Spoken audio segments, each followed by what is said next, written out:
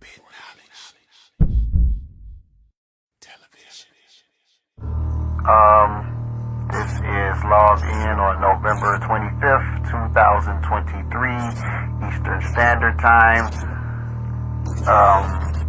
Sensitive material has been breached and it is now in front of the public.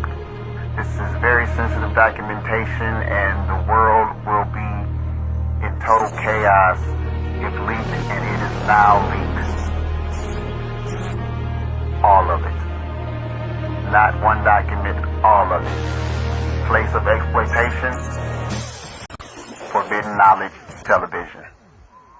This must be stopped.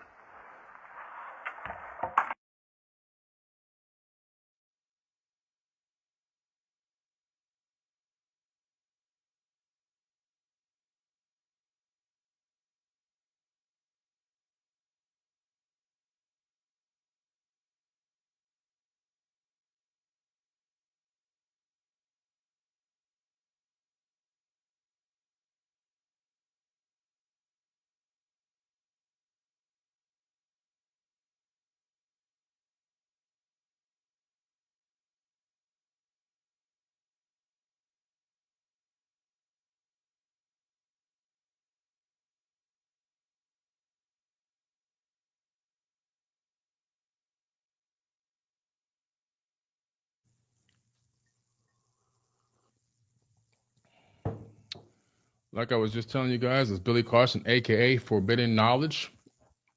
It's going to be a lot of people in here tonight. Got a lot of people popping in here tonight. It's going to be a long night. Got a lot to cover tonight. Got a lot to cover. All right. And as you know, I always bring the receipts. So it's going to be a good talk. Okay. Take a sip of my Danger coffee. Shout out to Dave Asprey. Anyway, so what is this video about today? Billy Carson exposes fake debate video. All right, what is this? What is this all about? What is he talking about? What's happening out there? What's going on? Everybody wants to know what's happening, what's going on. Well, I'm going to tell you what's going on. Yes, I am. I'm going to tell you what's going on. So let's start from the very beginning.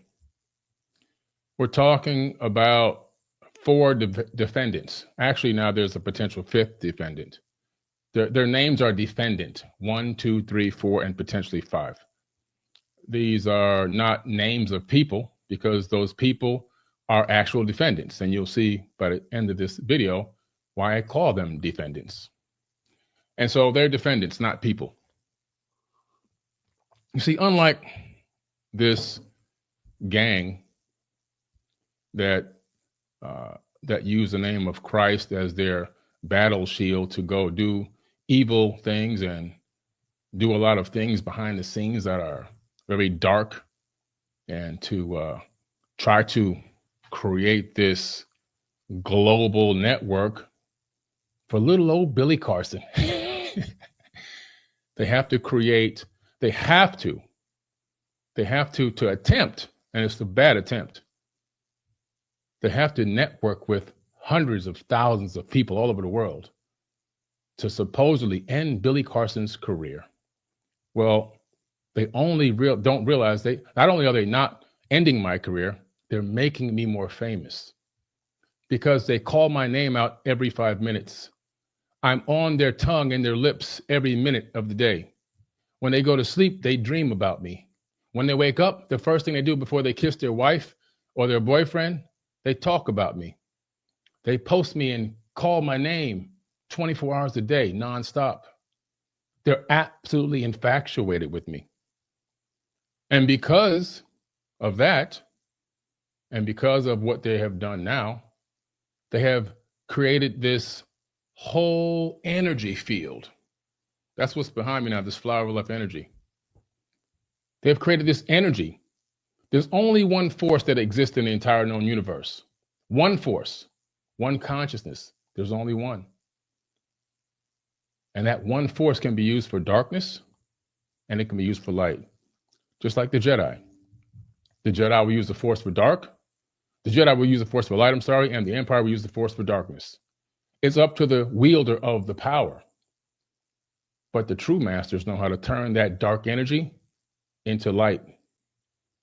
So all this energy that they're in their crock pot stirring up, we're going to attack Billy Carson. We must do everything we possibly can, including making fake accounts, making bots and robot accounts to comment and hate and try to thumbs down videos and attack, and threats against his 12-year-old child, threats against his family, which I'll go over in a little bit, as they try to track down his goons, or whatever you call these people, these zealots.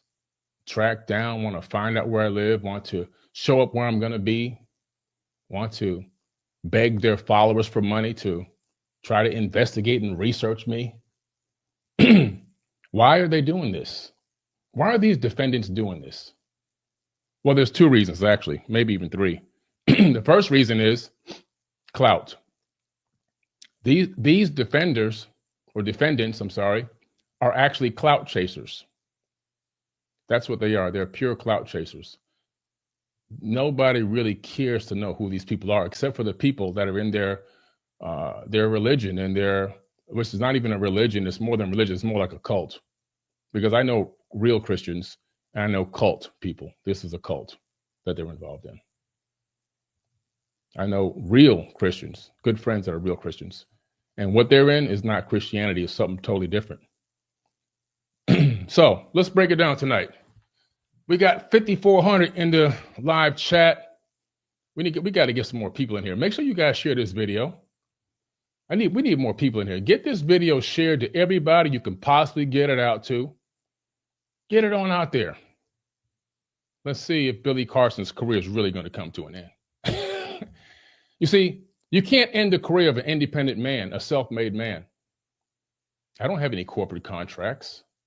I didn't sign a book deal with a major company. I own my own publishing company. I didn't sign a clothing deal with a clothing company. I own my own clothing company. Nice threads too. My own watch, my own shoes, my own everything.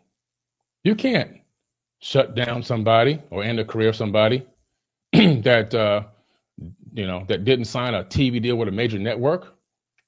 I own my own TV network. It's not going anywhere.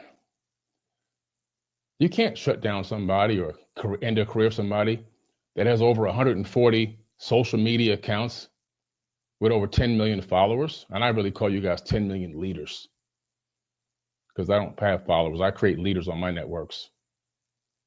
So you see, you can't really shut them down. You can't really end a career. All you can do is blow me up. And that's exactly what's been happening. But look, we're about to hit 6,000. We'll have 10,000 on here pretty soon. I'm just delaying a little bit. We'll have 10,000 people on here pretty soon, which is phenomenal. I want everybody on here. Get all your people. Keep sending more of your people over here. Send them on over, because this is going to be a beautiful discussion tonight. I'm looking forward to it. All right. So let's talk about the mindset of people that would want to attack a 12-year-old child. My stepson, the son of my wife. Let's talk about this Christian ideology, this cult Christian ideology, to where they want to attack children. They want to find out about the children. They want to find that. They want to show up at the crib. They want to show up at the house. They want to pull up. Oh yeah, they never said this in any video.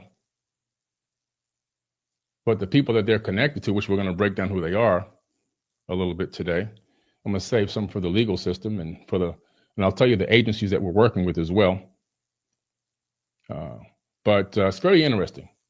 You have to really begin to question the mindset of people and their real agenda, which is not spreading love and light and the gospel. It's really about domination, control, power, and taking over. You see? That's what it's really all about. When we were live yesterday, my wife went live yesterday. Some of their zealotous cult followers, and you can go look at the comments. We didn't delete them all. They're there. I can't even repeat what was said about our son on this video because they will delete the video. But this is the following that these people have. They have real followers. We have leaders, they have followers. Because the people that are on our side, they would never bend their mouth to do some of the things, and also never take the bribes and take these secret phone calls that have been going out to try to recruit more people, to ask a lot of incredible questions and to dig deeper and to try to raise money and beg for money and to try to find out addresses and locations and all this kind of stuff. Threats of, we're going to be pulling up, we're going to be showing up at these events, from the top all the way down. So defendant number one is part of a ringleader program. He's not the main ringleader, but he's one of them. And we're going to be going a little bit into that tonight as well, while we still also talk about this contrived debate situation. Okay? But this organization that is defendant, I'm sorry, it's not defendant number one. I'm not going to actually call him defendant number two, because he's actually technically number two on the docket that we have. Defendant number one, we'll be talking about him in a minute. Defendant number two, he is a person that's heavily involved in the super left NDP. They're backed by religious zealots. A lot of them are with the University of Ontario, which we've already been in talks with the University of Ontario. And they're heavily involved in bribes for false information and doing a lot of what you would call research. If somebody has real knowledge, if their word is so powerful, if their holy words that they know and all their history that they supposedly know is so incredible and so true, why they got to do all this for little old Billy Carson? Why they got to come for little old Billy Carson? Right? Why is that? It seems as if they just don't have the power they thought they had. All right. So we're heavily involved in a lot of research, along with sharing information with different parties, different organizations. One is the RCMP. That's the Royal Canadian Mounted Police. Through them, we were able to get connected with the VDP, the Vancouver Police Department, also the CFSEU, which they then linked us there in a conference call. So we're dealing with the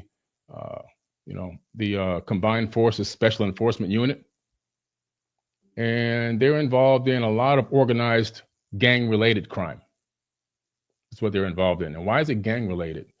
Because in America, this would be called a RICO. When you put a group of people together and you begin to organize and you conspire to attack through cyber attacks, through physical attack, through threats, and you also you create this environment for negativity. You create this environment for potential threat of life.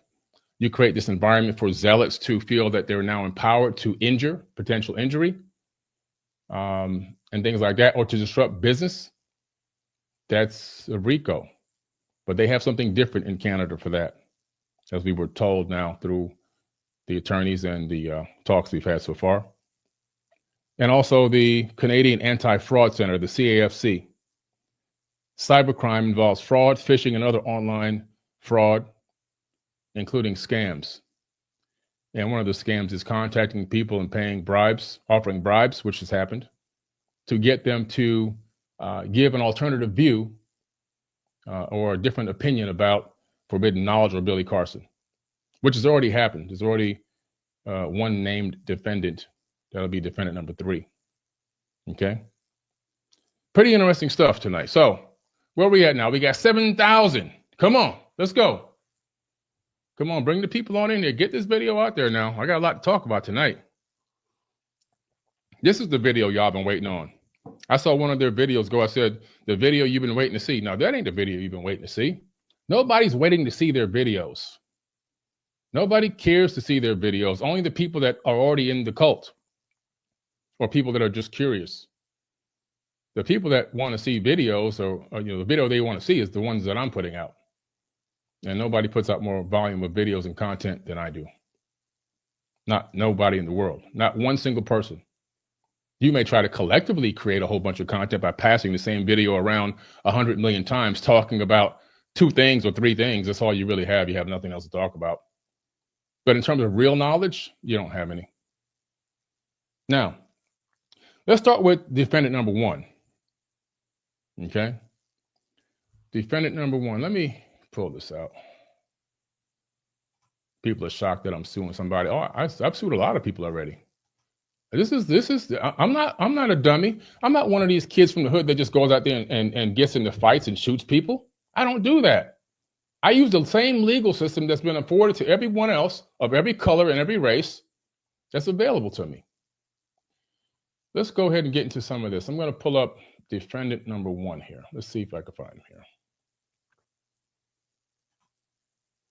There he goes.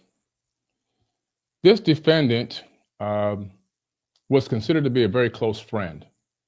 And as you can see in the photos here, top left, he's at my wife's birthday party. As you can see, marked with the black line across his face.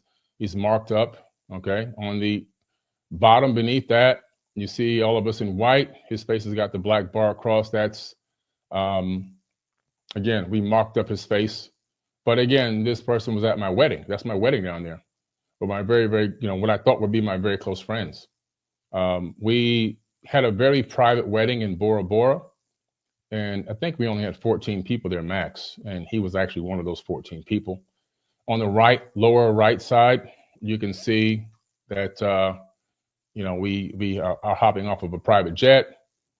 He actually got, we got so close with the family and, they would come on trips with us and we would go on trips with them.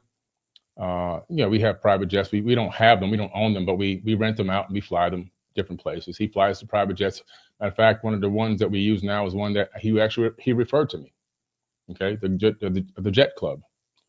And so, but I'm sitting here, I'm flying around with this guy on private jets. And there's a reason why I'm establishing this line of discussion with this defendant. It's because this defendant was in my inner circle. Now, this defendant is my neighbor. I can literally go out my front door and walk for about 2 minutes and knock on his front door. We're inside the same exact gated community. Okay, so this is a person not only that's been around us, that we hang out with, that we fly on private jets with and go around the world and everything else, but also this is a person that, my kid goes over their house, spends the night. Their son comes over here, spends the night. His son and my son are best friends. I've sent him and his son to countless NBA games because I have season tickets. But since I work so much and I'm traveling so much, I miss a lot of games. Sometimes I sell them, but sometimes I just give the tickets away to people that I think can use them. People I feel that can really appreciate the games. And so, as a matter of fact, you'll find out that I had just given him some tickets just recently, even while all this was going on, so he could take his son to a nice NBA game. Anyway, so this is the type of person, you believe is really close to you and would never betray you. This is something that I manifested. This is no blame on the defendant. This is a blame on me, because at some point, he got past the radar. He really got past the radar. From the beginning, he was a secret hater from the jump. You just never know. Sometimes you get people that you think are really close to you and that they're your real friends. And the whole time they've got some type of envy or jealousy or whatever it is brewing in the background, some type of deceit, or they're ready to backstab or whatever the case may be, right? But that's the situation. So this is the guy right here, all right? So why would I show something like that? Well, I'm establishing a relationship, and it's very important as to some of the videos that have been put out there that have been circulating, where you see me pull up to his house, or I don't pull up, I ring the doorbell. And I'm going to play the audio from me ringing the doorbell because I recorded myself at his house with an audio. And thank goodness I did that, because the audio tags the date, the time, and you can hear me speak my location, where I'm at, what I'm going to do, and the doorbell that I ring. You can hear the doorbell ring. Okay, it's very, very important that I establish this timeline. This is called evidence. This is called evidence. Okay, because people out there in this gang, this gang out there, I do call them a gang, this organized crime gang. They want to establish me as some type of a crazy guy who pulled up on a YouTuber when that's not what happened. Okay. Now I actually got very sick. I was extremely sick and went in the hospital prior to this whole thing happening. And when I say I was sick, I was deathly ill. I actually almost died. We did a whole podcast about this maybe a couple of months back when it first happened. I'm still not fully out of recovery. Okay.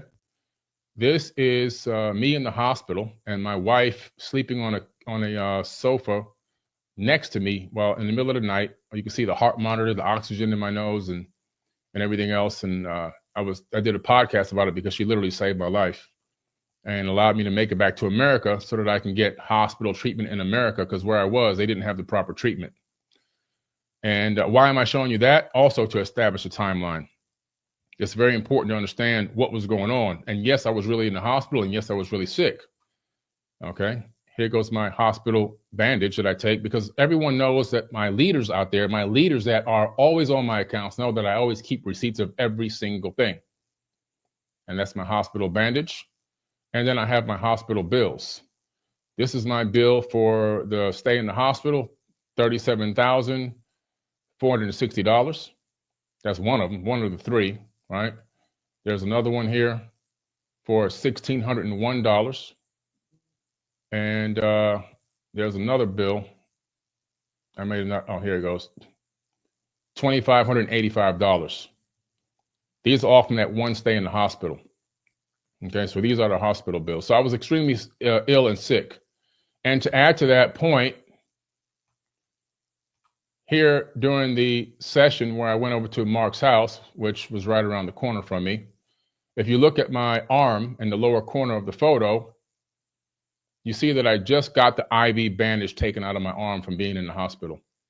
Okay, I just got the IV bandage out. I was in the hospital with a severe case of pneumonia, and that pneumonia was so severe that it literally almost killed me. And my whole right side was completely full of bacteria. And then the left side was almost full. I had only 25% oxygen support. My body was going into septic shock, white blood cell count trending up towards 40. I lost 22 pounds and was extremely ill. I noticed yesterday when my wife was talking and some of the posts that she had made, people were commenting, that black guy, these are the Christian followers of this cult. That black guy looks like he's on drugs, and people commenting, yeah, he's on drugs. He's a dope addict, and all these crazy comments. This is how they uplift you. This is the enlightened people. These are the chosen ones, right? Well, I look sick in the video because I actually was sick. Matter of fact, before the video started, I had a bottle of water, and I told him, look, you may have to stop this a couple of times because I can't really breathe that well yet. My lungs are still recovering, and I coughed from time to time because I was trying to cough up still a little bit of phlegm in there from the pneumonia. After I got done with the IVs, they moved me on to the actual tablet or pill that you take, these huge horse pills, and got to keep taking those antibiotics until your lungs are clear. But it's still a long healing process, a 12-week healing process. And I got like a week and a half or two to go for this healing process. Now, why is that important? Why is that important to this whole thing? Well, because I wasn't even supposed to leave the house. I was extremely sick. I had just had a near-death experience in the hospital a few days prior, got released. I had been so sick for the 2 weeks leading up to the hospitalization, trying to get back to America, trying to stay alive. And then I'm bedridden, and I just feel like, man, I just got to get up and do something. I just can't lay down like this. I just can't do it. Like, for a person as active as me, it felt horrible. I felt like I was, completely useless. So I get a call from Mark. It's like, hey man, we're gonna hop on the podcast, I'm like, okay, yeah. I'm like, that sounds like a good idea. Something I can do. And all I gotta do is go around the corner from my house. I don't have to even leave the neighborhood. I don't have to go on an airplane, which is what I usually have to do. I can just literally walk around the corner and go in this house. So that's what I did. And my wife was extremely unhappy that I told her I was going to go over there. I said, I'll just be like 30 minutes or so. It won't be a big deal. He just wants to have a conversation. We're going to talk about some things. He got somebody else coming on. And I really thought it was just going to be like a casual conversation about our perspectives on reality and our perspectives on religion versus spirituality. I really didn't know it was going to be any kind of a debate. Okay, it's more like more of an ambush situation. And I have all the text messages to prove this, which are going to be in the discovery for defendant number 1. Anyway, so I go over there. You know, I'm a little gassed, but whatever. I'm just happy to be involved in anything at this point. I sit down, get mic'd up and everything else. I get myself some water. I give him that warning about my coughing so that he knows, like, if you just pause it every now and then, you might have to edit the coughs out.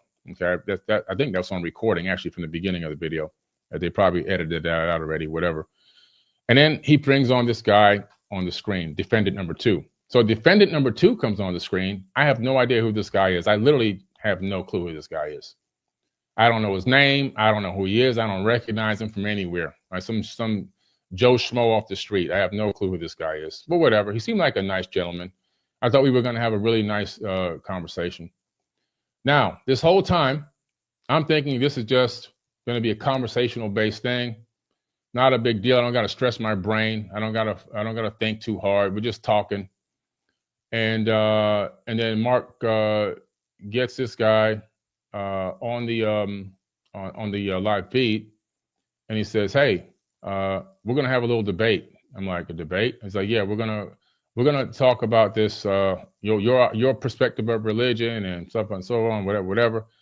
And I'm like, "Huh?" I'm like, "Okay, whatever." And so now in the debate, the way that this works, I've been in debates before, real debates.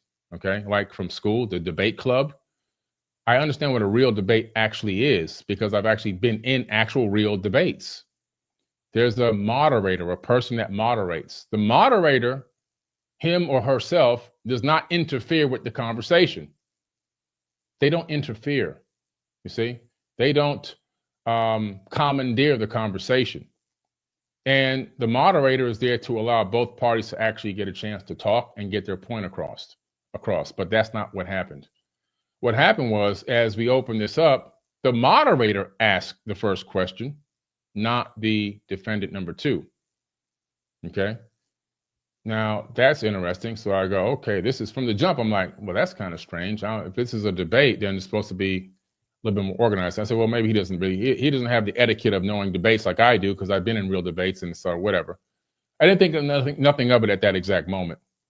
So the first thing he asked me is about the gospel, the gospel of Jesus's wife. Okay, I think that was the first thing. It might have been the second thing, but it might have been the first thing. Either that or the Sinai Bible question. And I'm like, okay, whatever. So I give my answer about the gospel of Jesus's wife. You know, to what I knew about it. Not even a deep answer, just a very surface answer. I'm just like, whatever, man. You know, I'm just surviving at this moment. And then the gentleman, defendant number 2, he comes back with all this rhetoric about it's a known fake and it's this and that and everything else and it's no good and it doesn't exist and blah, blah, blah, blah, blah, or it's fake or whatever he's talking about. I'm like, okay, well, let me get my rebuttal in on this fakeness.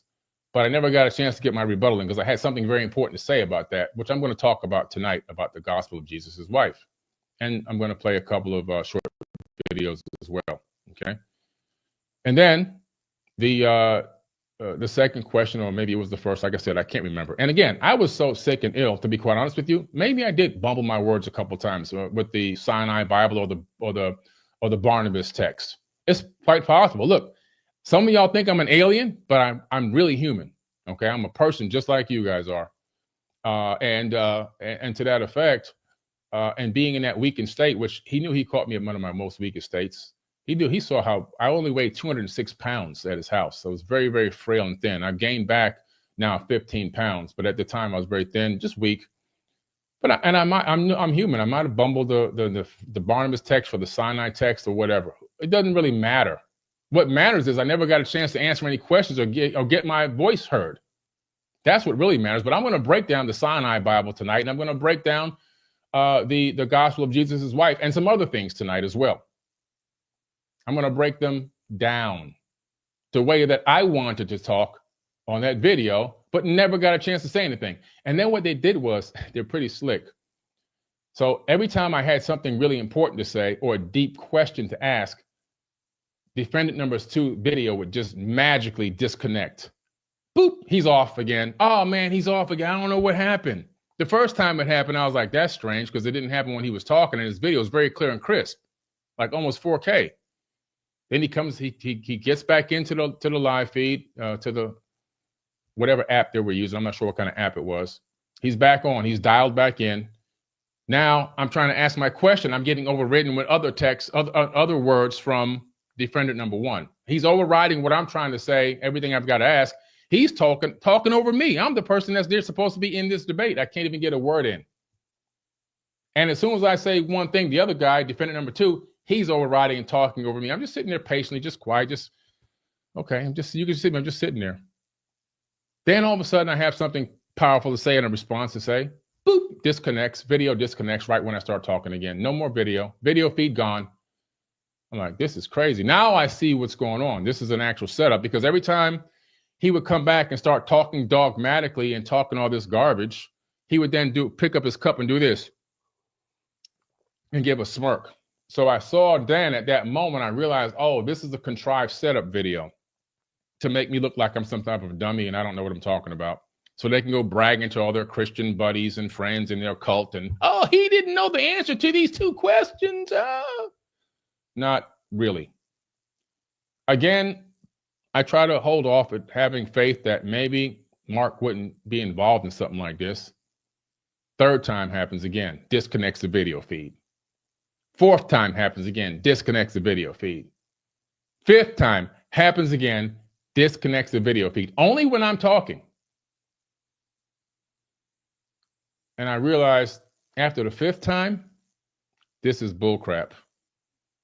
And I said, Mark, this is garbage, man. What you guys, this is a setup. This is ridiculous. Every time I have something to say, he's disconnecting me. I could see him literally disconnecting his video manually.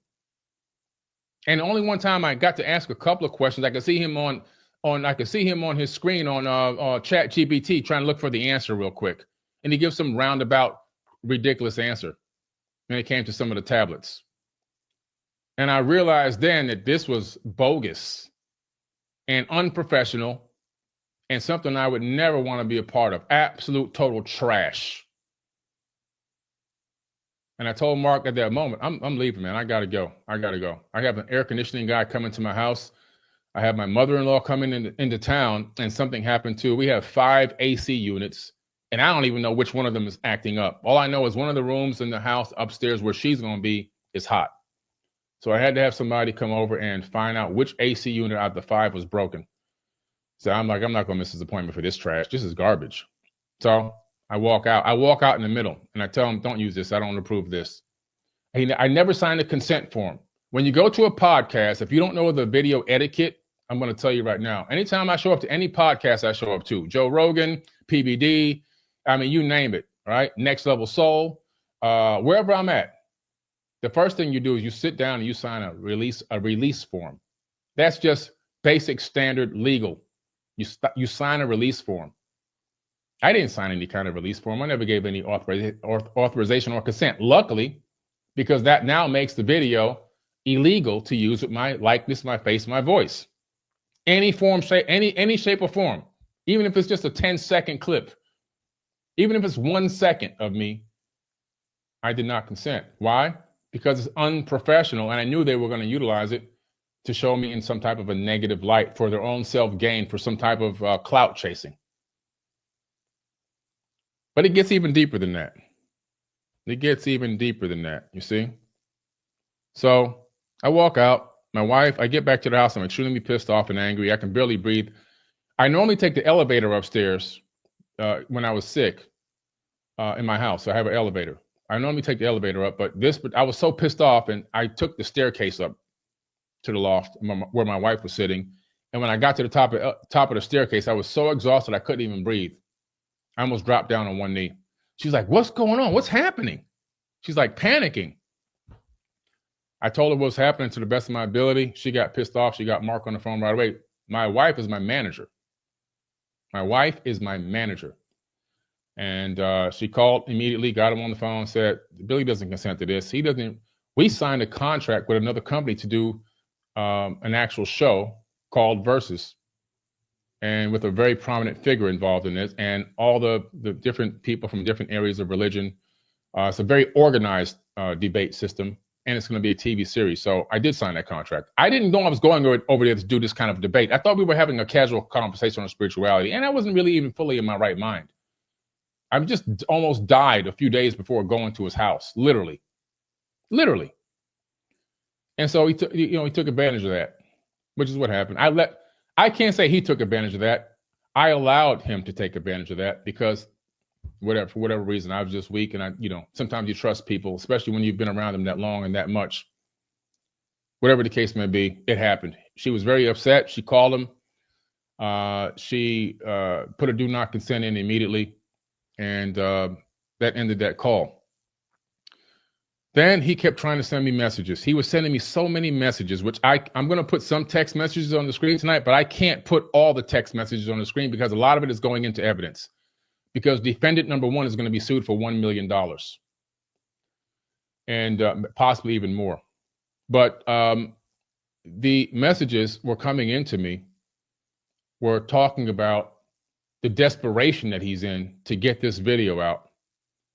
Absolute desperation. And I'm like, what the hell is so desperate about this ridiculous video that was so corny and contrived and stupid? Like, what is the desperation for this video? Like, what really, like, how can you send me 15, 20 messages that are each like a paragraph or too long? That gives me anxiety. I don't want to read messages that long. I told him, I said, stop sending me these crazy long messages, man. Finally, after like the 8th message, I start reading these messages and they're like, I'm under attack. They're attacking me. They're threatening me. This is all in text. They're trying to take me down. They're gonna expose me. They're threatening my businesses. All these things he's telling me. He's in panic mode, like super panic mode, like the mafia is after him. Well, they really were, because these people operate like the mafia. They're very evil people. Don't let the Christian name, Protestant, and all these different names that they got out there for these people fool you. These people are dark and they're evil and they're very manipulative and very contriving. So defendant number 2 and his horde of cult people, cult followers, in some way have been attacking him. They created robots and bots to attack his comments on his post, and attack his positive posts, attack his comments from his followers, attack people on his YouTube videos, attack his live chats, just attack. The same thing they've been doing to us, using real people and also using robots, which is really what is considered a cyber attack, which is actually illegal and against the law. If your word is so powerful, why use all the robots? If your word is so powerful, why use all the contrived devices and all the illegal apparatus? Why do that if your word is so true and so powerful and it's got the light of God and everything in it? Why do you have to stoop so low and start doing all these underhanded dark acts? You proved my theory about you people this whole time, this whole situation, and all these videos. And the more you guys put out, the more you're going to make me famous and the more you're proving my point. So he's panicking. Okay, he's absolutely panicking. My wife didn't know that I was going back to see him again after seeing all these crazy messages and his complete panic attack. I was so pissed off at him. But I said, let me just give him the benefit of the doubt one more time. I mean, for goodness sake, my son has slept in this guy's house, So I go over there at his behest, begging me to come over. I got all the messages. And I meet him at his house. His wife is home. His son is home. His son's eating a shake at the table, drinking a shake at the table, a smoothie or something. His wife is in the kitchen, heating some food up that she got from our chef. Our chef became their chef. Again, just showing the connection there. I've had a chef for 10 years and they like the food from coming over and eating the food at our house. And now they share our chef. So she was warming up some food for our chef that our chef had cooked for them. I go meet with him. I talk with him. He's telling me about the pressure he's under and the attacks he's under. I said, look, man, I really don't care about all of that. I said, Mark, nobody really even knows who you really are. So why are you worried about it? Why would you even be worried about this? Like, nobody knows who you are. Like, your business is your business. You have another company that has nothing to do with the internet where you make money. That's how you became a millionaire. You didn't become a millionaire off of YouTube. YouTube is brand new and nobody knows who the hell you are. So why do you even care about these people? But he was so desperate, as if his life was damn near in danger. His family was damn near in danger. He was desperate. I said, look, man. He says, is it okay? He says, is it okay if I make a response video? I said, you can make a response video, but don't use any of my footage in there. I don't consent to it. I said, if you put it in there, I'm going to send you a cease and desist. He goes, oh man, we friends, man. It's all love. We're not doing that. I said, okay. I shook his hand and I walked out of the house. The next thing that I did was, I knew I had a game coming up, a basketball game that I couldn't make it to. And once again, with my brand new seats, my upgraded seats, I contacted him and I said, hey, would you like to take your son to the NBA game? I can't make it to this particular game. And he says, sure thing. He says, I see, though the conversation is a little broken here because I couldn't fit the whole thing in the screenshot, was running, if you got the seats you had last year and had the courtside bands, you did upgrade your tickets. I said, yes. He said, those seats are nice. So he got the better. He realized I had gotten even better seats than I had the last time. He was very happy about that. That was the conversation. The day after, he agreed to not release anything of my footage. Gentleman's handshake.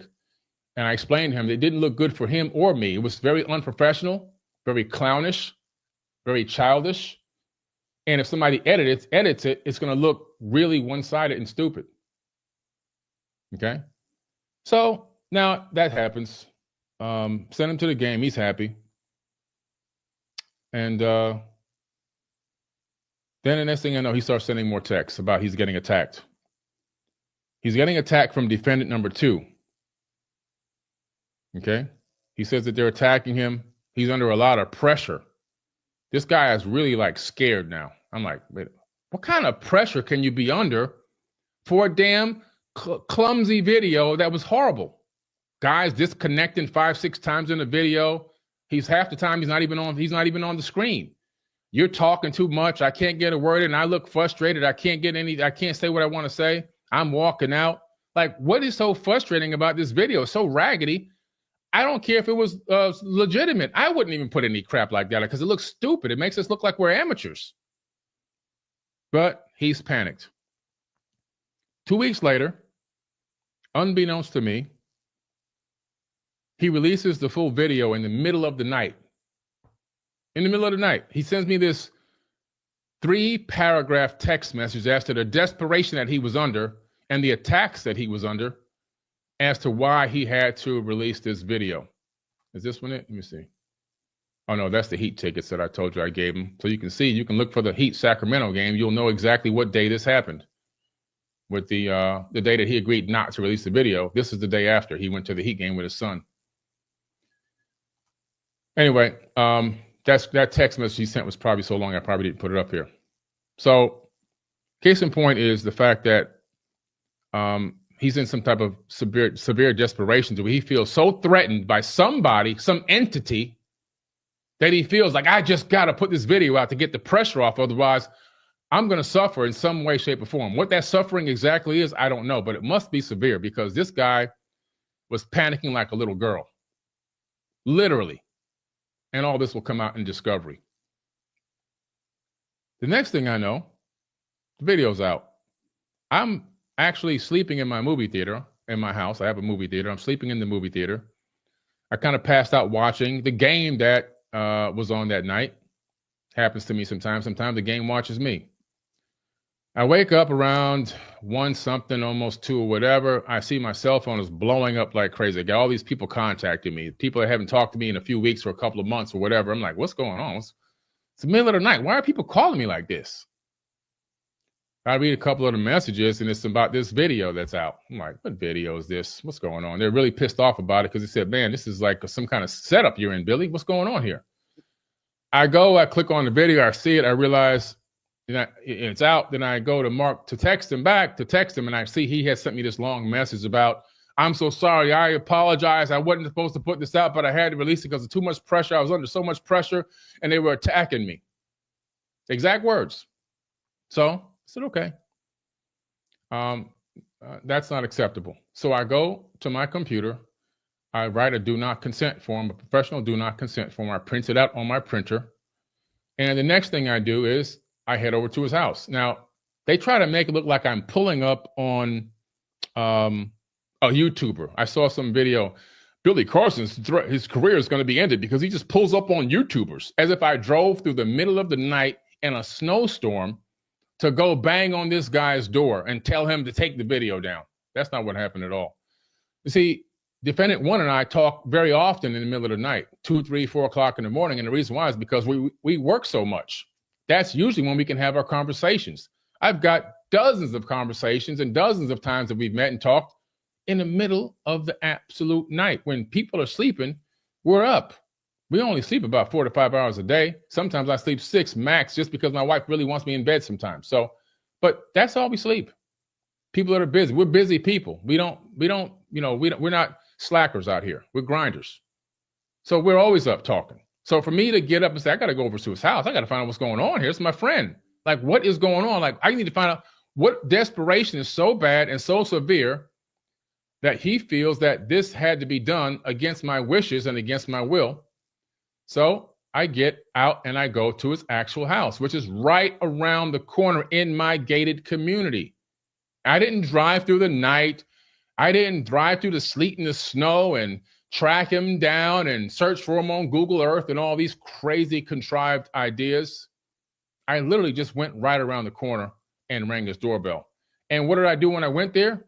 I recorded myself. And I'm glad that I did because of this contrived doorbell video.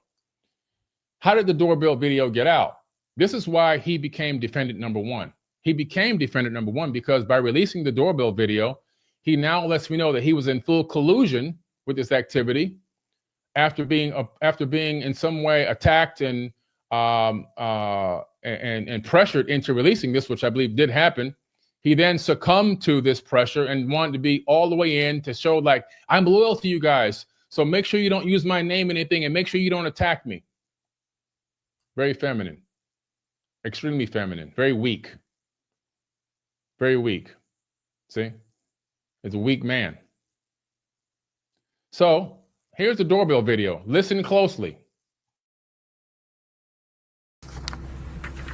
I'm at 9901.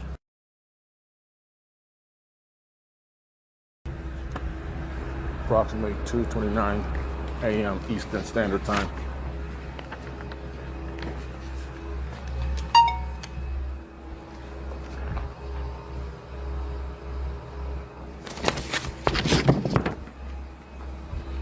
I'm ringing the doorbell at Mark Menard's house.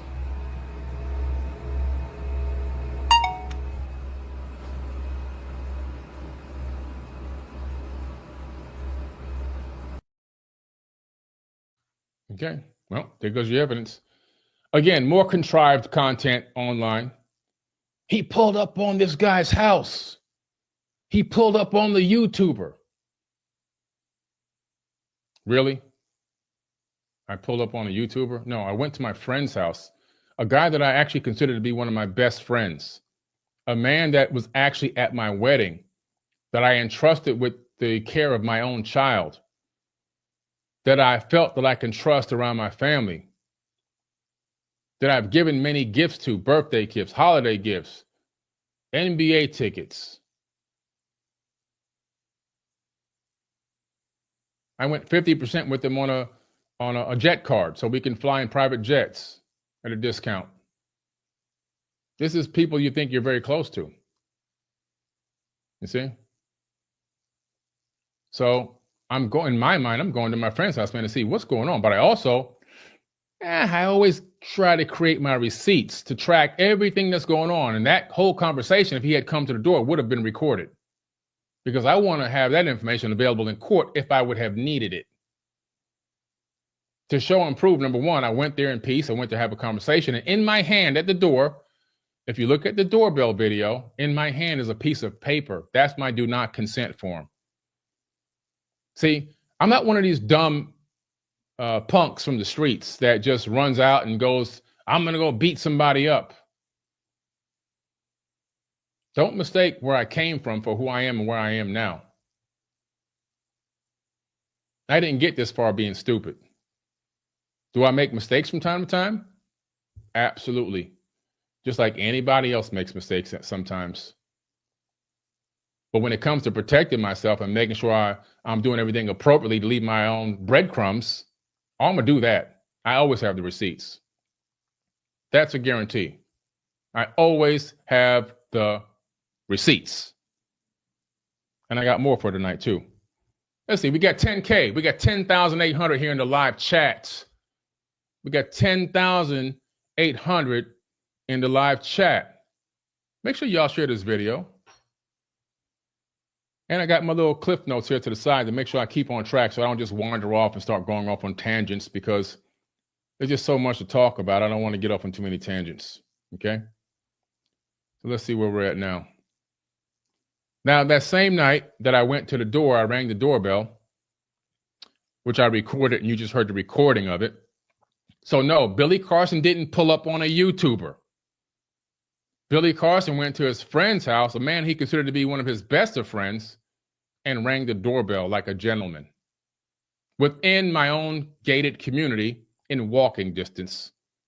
I didn't walk that night because it was a little chilly. I did get out in my slippers, and I took the car right around the corner, which took less than a minute. Walking would have taken maybe 3 minutes at the most. But I come back to the house. I'm extremely angry and I'm extremely frustrated that I wasn't able to contact him. His phone was in like do not disturb mode. So I tried to call first. I tried to call him like 4 or 5 times, evidenced in my phone records. I texted him 5 or 6 times. I also texted him a copy of my do not consent, and I WhatsApped him a copy of my do not consent form at the same time, as will be evidenced in the case. Then what happened? I come back to the house.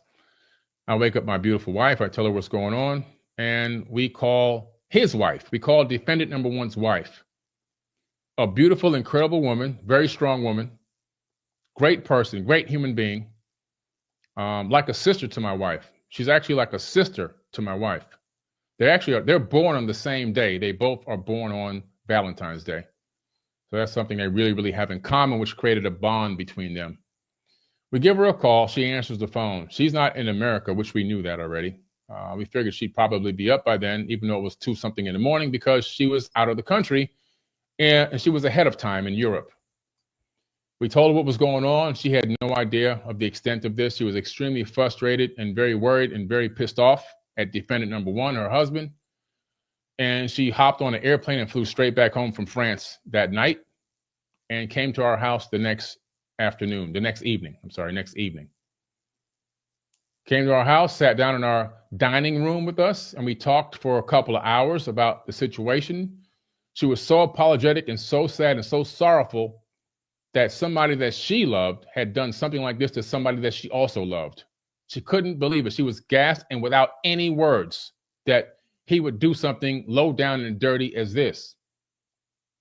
She was completely distraught and disgusted. I was really upset that he did not come with her. I thought that she'd bring him with her. That was the plan. And we'd sit there and we'd talk and figure this thing out. But he never came, just like a soft, gentle woman. He never came. He just stayed hiding somewhere like a little girl. He didn't show up. So, okay, he didn't show up. Fine. We talked to the wife. We give her hugs and kisses and tell her, look, this has nothing to do with you, man. This is just an unfortunate situation. You know, it's an unfortunate situation. But at the end of the day, she got him to take all the videos down. He took them all down. He took down the response video and he took down the contrived, edited version of the debate, if you want to even call it a debate. I call it a defake. That's what it really was. An unqualified garbage. If somebody who really runs debates would have saw that, they would have laughed at us and said, what amateurs? This is garbage. That's how crappy it was. But she got him to take the videos down because she really wears the pants in the family. She's really the boss. When she puts her foot down, everything happens. She's the one who makes that family move. Anyway, so that's done. The next day, they do get served with a letter from my attorney. It was a cease and desist, a formal do not consent via a cease and desist. Even though the videos had been taken down, that was already in motion because I contacted our attorney that same night. And when Billy calls, he picks up. I don't care what time of the day it is. I don't care if it's 1, 2, 3, 4, 5 o'clock in the morning. We're getting a response. So he was already working on it. So the email went out with the formal cease and desist. I guess that pissed him off that he got that letter after he had taken the videos down. That was already in motion. And it's nothing. It's not a lawsuit. It's just, hey, it's a formal, legal, I do not consent. Then he had to go pay for an attorney to respond to it, as he should. So he responded to it and confirmed that the videos had been taken down and they're deleted. We actually, in our do not consent, we asked that all the podcasts that I had been in on his channel be taken down, even from the past, because I'm the one who tried to help blow him up. When he had 5 subscribers, I gave him like 50 to 80,000 subscribers by going on his podcast. I'm one of the main reasons why he got to 100,000 subscribers on that platform. I gave him the most views he ever had in his life because my name catches the algorithm. This is why this horde of cult followers are using my name, because they know it goes into the algorithm. They're just clout chasers because they don't have any knowledge. If they had knowledge, they can build their own platform on their own. They can build their own base of fans on their own. But since they don't really know anything, the only thing they can do is create controversy and attract people through dark energy. They're just energy vampires. That's all they are. So the video goes out to the editor. That's defendant number 3. Defendant number 3. I sort of asked you a question tonight. Are you nervous? He's got nothing. He's got nothing on me. That's what you said. He's got nothing on me. He just paid me. He paid me before, but he's got nothing on me. Oh, I got something on you. We're going to break that down tonight. We got something on you, defendant number 3. You have no idea what kind of hot water you put yourself in.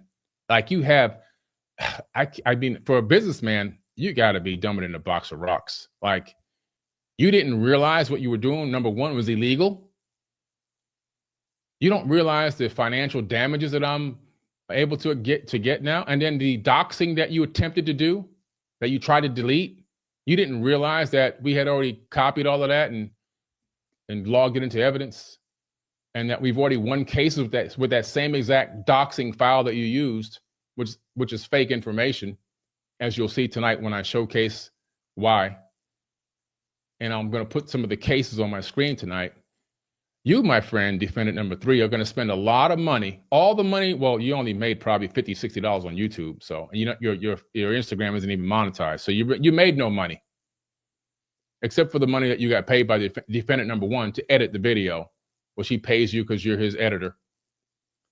And whatever this cult paid you as a bribe to get involved with them and whatever. But I'm going to break that all down in a minute. But what you did was you gave me an easy case. Like the easiest case out of all of these cases is actually yours. So all this you're saying on video tonight about you got nothing to worry about, I got nothing on you. No, we got a lot on you. You're the one we have the most on. And, you know, I know you're sleeping on your mom's couch up there in Michigan, but you're going to be sleeping there a lot longer because you won't be able to afford your own place anytime soon. Okay? Because we're going to win this judgment against you. So let's get into this. Before I get into defendant number 3, let's go over a little bit more about this. I'm gonna save him because that's like icing on the cake. I'm gonna save him. That's like icing on the freaking cake, man. Let me get into a little bit more about this defake, the defake. Let me get into this defake a little bit, okay? I told you what was happening in this thing, and a couple of the questions that had been brought up about the Sinai Bible and the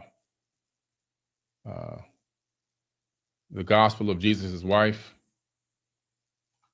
Let's take a look at a couple of things real quick. Let me get some of my windows open up here. Let me get some of this information out. Where's this PowerPoint at? Hold on a second. I want to put something on the screen for you guys so we can really get this information digested into our understanding. And I'm going to use this this PowerPoint as my source material, not because I need it, but because I have the sources on here. And that way, these people can't continue to contrive information, as I am going to be giving sources. And I'm going to give you guys a short video as well here in a second. Okay. Let me just get this thing up here real quick, because this is very, very important. And we're going to go into a little bit of what defendant number 2 has tried to make 100,000 videos out of nothing. And what's so funny is his little henchmen and his little people that were already in the cult and already far left. You're ending Billy Carson's career on these 2 questions. Really? No, you're building my career. And to add proof in that fact, this is the most people I've ever had on a live video. Let me see. Let me go back to my live chat real quick before I pull up this PowerPoint. Where are we at now? I'm at 11,499 people. The most I've ever had was 5,000. You guys doubled my popularity on a live video in one day. Thank you so much. All the dark energy, all your listeners and all your followers and all your cult people and all your people that are in your organizations that are coming to watch my video with that dark energy. How are we going to see the fall of Billy Carson? That's dark energy, that frequency that's coming here. You see this behind me? That's the face of God. God's not a man flying around with a magic wand granting wishes. God is a frequency, and it's your job to tune in. Y'all didn't tune in. See, I'm tuned in. So all this dark energy that you're bringing toward me, I've alchemically converted that energy into money. That's exactly what I've done. So thank you for coming on and watching tonight. Now, let's get into this. Let me get this. I got to get this. I've got to get this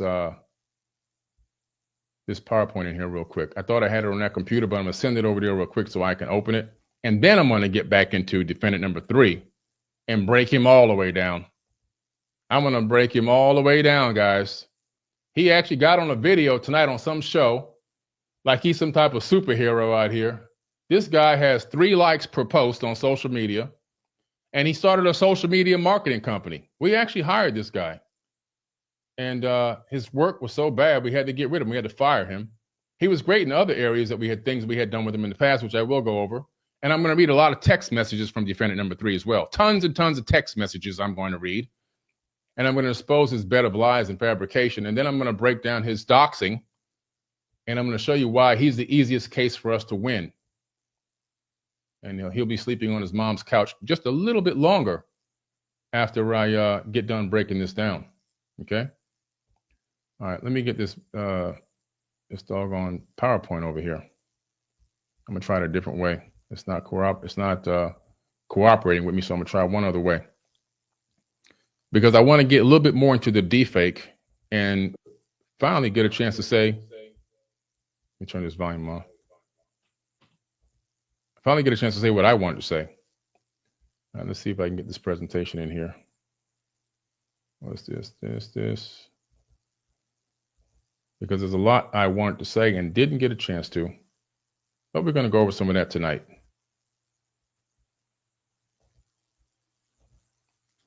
And so, defendant number 3,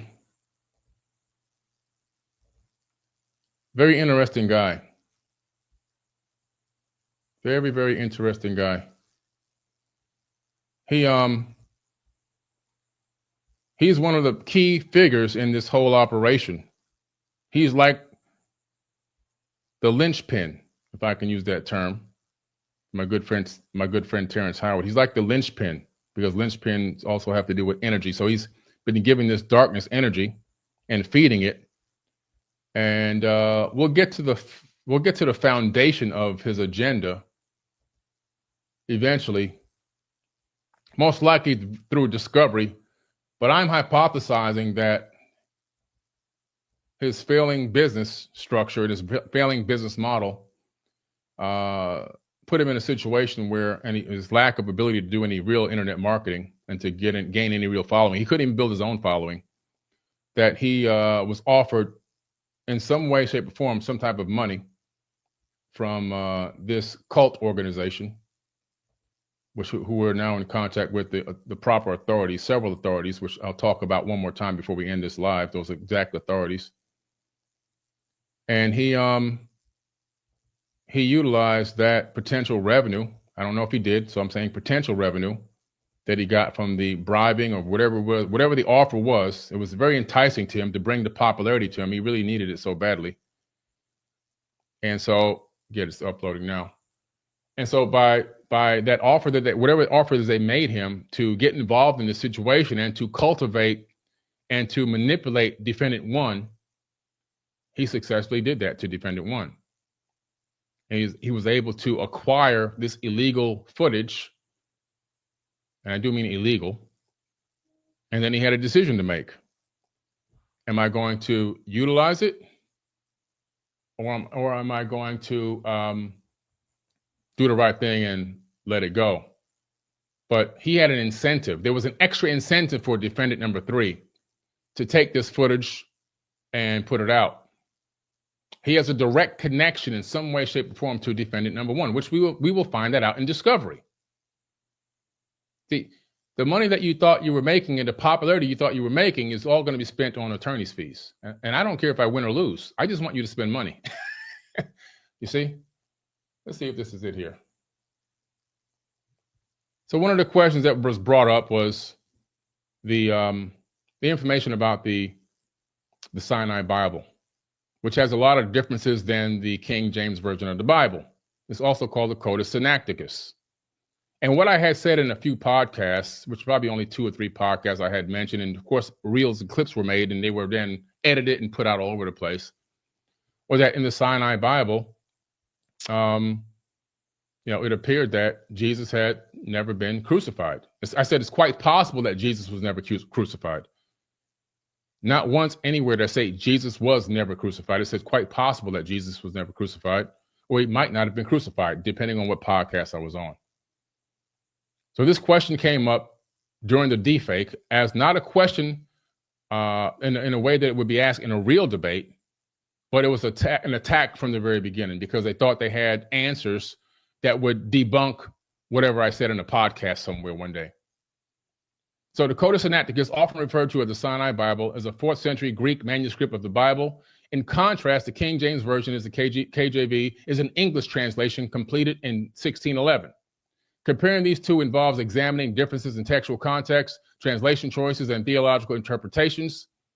And so here's the textual variations. Scholars estimate that there are approximately 14,800 differences between the Codex Sinaiticus and the King James Version. These variations range from minor discrepancies to wording to significant differences in the content. For instance, the Codex Sinaiticus includes books like the Epistle of Barnabas and the Shepherd of Hermas, which are absent in the King James Version. Notable omissions. Several passages presented in the King James Version are missing from the Codex Sinaiticus. Mark 16:9 through 20. The longer ending Mark detailing the post-resurrection appearances of Jesus is absent, doesn't exist. It's not in there. That's Biblical Archaeology Review. Biblical Archaeology Review. That's the source. It's one of them. There's 8 sources, but that's just one of them. John 53, 8, 11. The account of the woman caught in adultery is not included. Biblical Archaeology Review. Source. Luke 24:51. The phrase, and was carried up into heaven, describing Jesus' ascension, is missing. Biblical Archaeology Review. Now, they based 100,000 videos, and I do mean 100,000 videos of complete foolishness off of this information.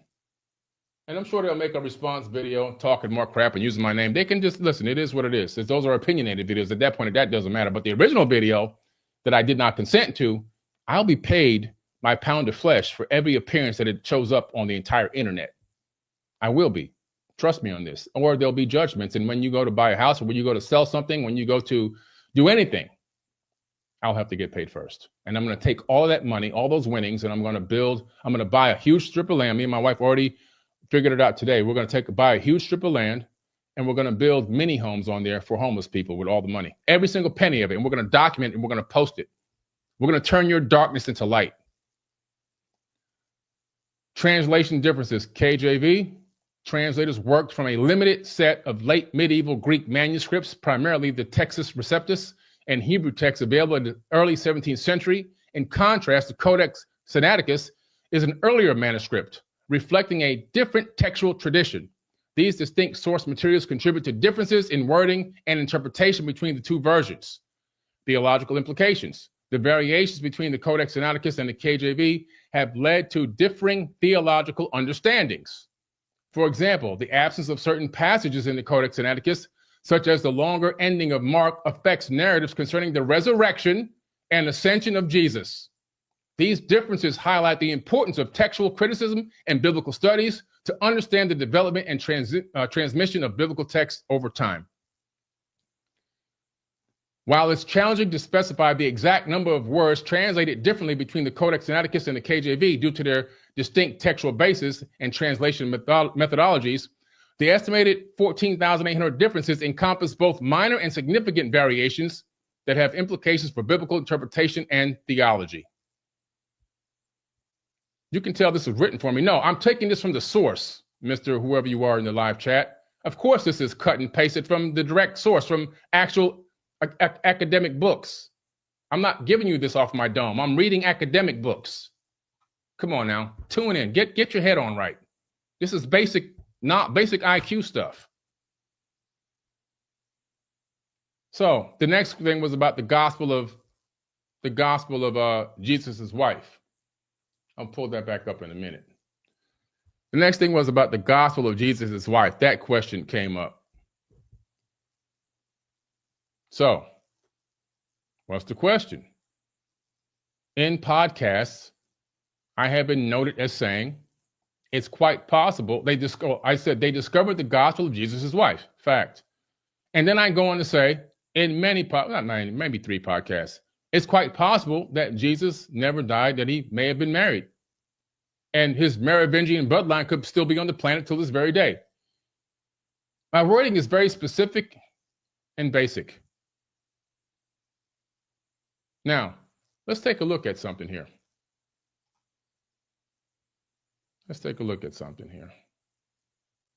I know these guys are jumping up and down over there. Oh my goodness, we got to debunk it. Go ahead and do what you got to do. Listen, man, I'm the king. I'm the GOAT, okay?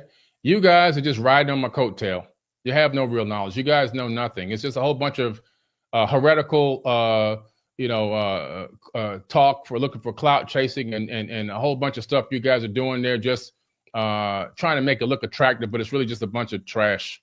It has no real value for anybody. Nothing there you guys are doing is uplifting anybody. Nothing there you guys are doing is changing anyone's life. Nothing you people are doing over there is helping anyone.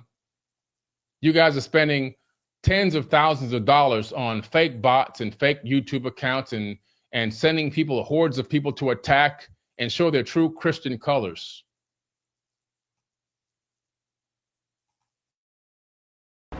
Debate is raging among academics and religious leaders over a recently discovered piece of ancient papyrus that makes a reference to Jesus Christ having a wife.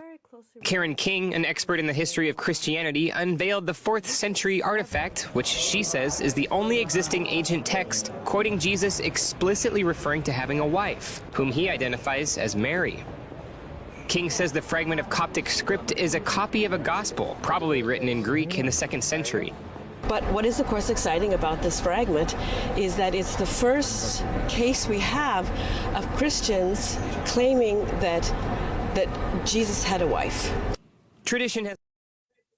He goes on to talk about, I can't play too much of it because obviously I don't want to get a copyright strike, but it goes on to talk about the fact that this the gospel of Jesus' wife, this text has been examined, it's been looked at, it's been research. There's been everything you could think of by dozens of academics from all over the world, and everyone's looking at this thing, and it's creating a big stir, and it's creating a big woo-ha in the whole Christian community because it could potentially upturn the apple cart and everything else. But there's also some talk about it. Maybe this thing is real. Maybe it's not real. Maybe it's fake. Well, it reads like something out of a Dan Brown thriller. A Harvard professor is contacted by an anonymous collector with a tantalizing artifact, a small scrap of papyrus covered with an ancient text, making the first known reference to the wife of Jesus.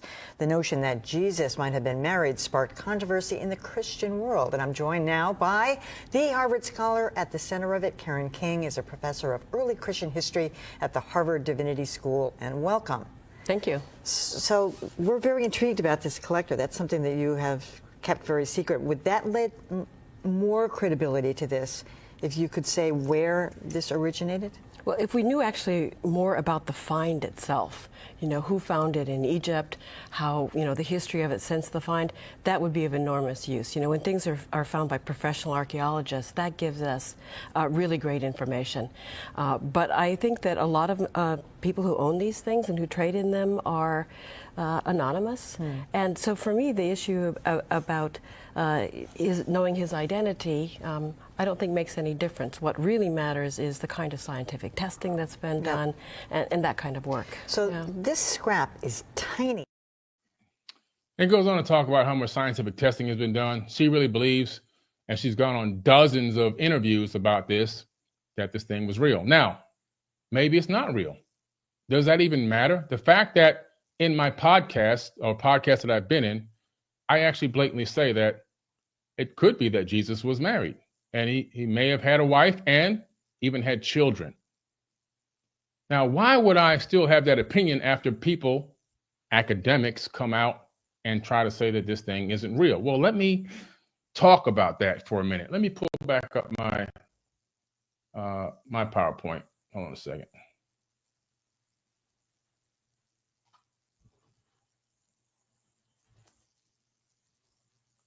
Is it possible Karen King was explicitly pressured into stating that the gospel of Jesus' wife was likely a forgery? It's possible to consider factors that may have influenced her acknowledgement of the fragment's questionable authenticity. Scholars, especially those in high-profile positions, can face significant academic, institutional, and public scrutiny, which might feel like pressure. And it could put pressure on them to some degree.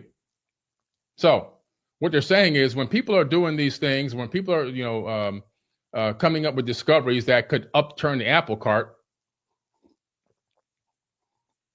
it actually puts a lot of pressure on the Christian community because they have this mainstream ideology that they don't want to bend or break because it's been in place for eons. And what kind of academic pressure can they put on you? Now, I'm going to go into some actual recent, or not recent, but fairly recent in my terms of understanding history and dates and times and geological timescales, evidence of this happening before.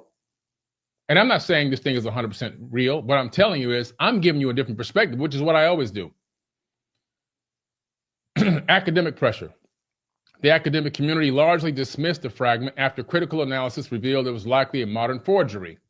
Reputable scholars published detailed examinations and institutions emphasized rigorous standards, and this overwhelming consensus could have created a sense of academic obligation for King to align with the evidence. She was extremely gung-ho for a very long time and fought against saying it was fake. That's an absolute fact. She fought against it initially.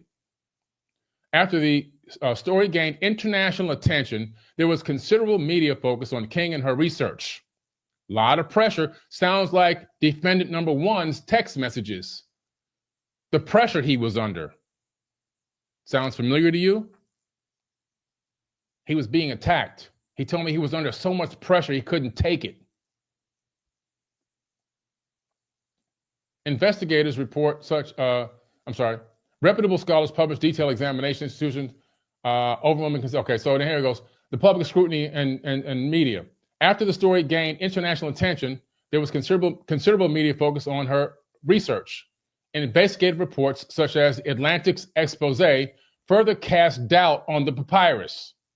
So an outside source came and said, no, we can't. They got pressure, and they came with the external pressure and said, no, we can't let this go out. This can't be known as accurate. This public spotlight might have added external pressure to respond transparently. Institutional and professional expectations. Harvard Divinity School and other academic institutions would naturally be cautious about potential reputational damage, and it's conceivable that indirect pressure arose from the need to maintain the integrity of these institutions. Sound familiar? NASA making up lies about different things that they do. Yeah, they tell the truth in some things, but a lot of things they tell are obfuscated or lied about. And other organizations within government and everywhere else, especially when you're talking about anything doing with government and religion. Those two things are filled with the most lies and obfuscation and oppression. Personal integrity. King's acknowledgement that the evidence presses in the direction of forgery could also stem from her commitment to scholarly rigor rather than external coercion. So I'm also saying, hey, maybe she wasn't coerced, or maybe she was.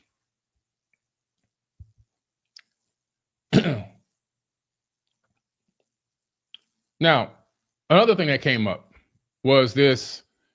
I wasn't talking. This is all the talking being done for me. So I caught this and I remember it because I haven't watched all these videos. I watched about 30 minutes of one of them and I realized how much editing was done, how heavily edited and dubbed that was. And I realized it was garbage. Let me show you what I mean by dubbed. This is a video of me. Let me see if this is it here. Let me find this. Where's this video at?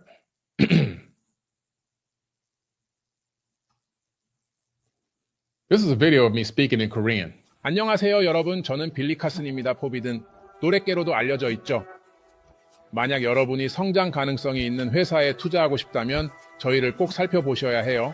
기억하세요. 1라운드에서는 주가가 주당 1달러였어요. 왜냐하면 저희의 사전평가액이 2천만 달러였거든요. 스타트업 치고 나쁘지 않죠. 우리는 정말 놀라운 성과를 냈고 몇 달 후에 저희의 사전평가액이 3천만 달러로 올랐습니다. I don't know how that got on the screen, but let me hide that. There you go. Anyway, so yeah, I was talking Korean. Did you see my mouth? Take a look one more time. 안녕하세요 여러분, 저는 빌리 카슨입니다. 포비든 노랫개로도 알려져 있죠. 만약 여러분이 성장 가능성이 있는 회사에 투자하고 싶다면 저희를 꼭 Very easy to do, especially when you're editing.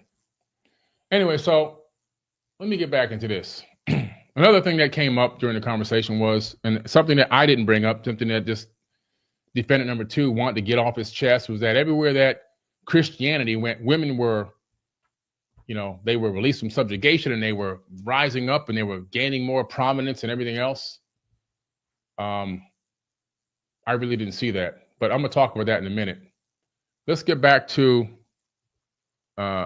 evidence that people can be put under pressure, or that the church itself obfuscates or suppresses information or changes things or forces things to not be released.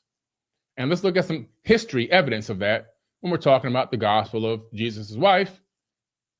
Let's talk about what's happened prior to that. And then you make a decision for yourself whether you believe these people or not, because I don't believe them. The Council of Nicaea, 325 CE, and canonical decisions. Okay, so here we go. Emperor Constantine, the Council of Nicaea sought to establish doctrinal unity in Christianity, leading to significant decisions about the official biblical canon. Action taken. Certain texts, such as the Gospel of Thomas, the Gospel of Mary Magdalene, and other apocryphal writings, were excluded from the Bible. So you mean to tell me people are relying on this one book for their eternity?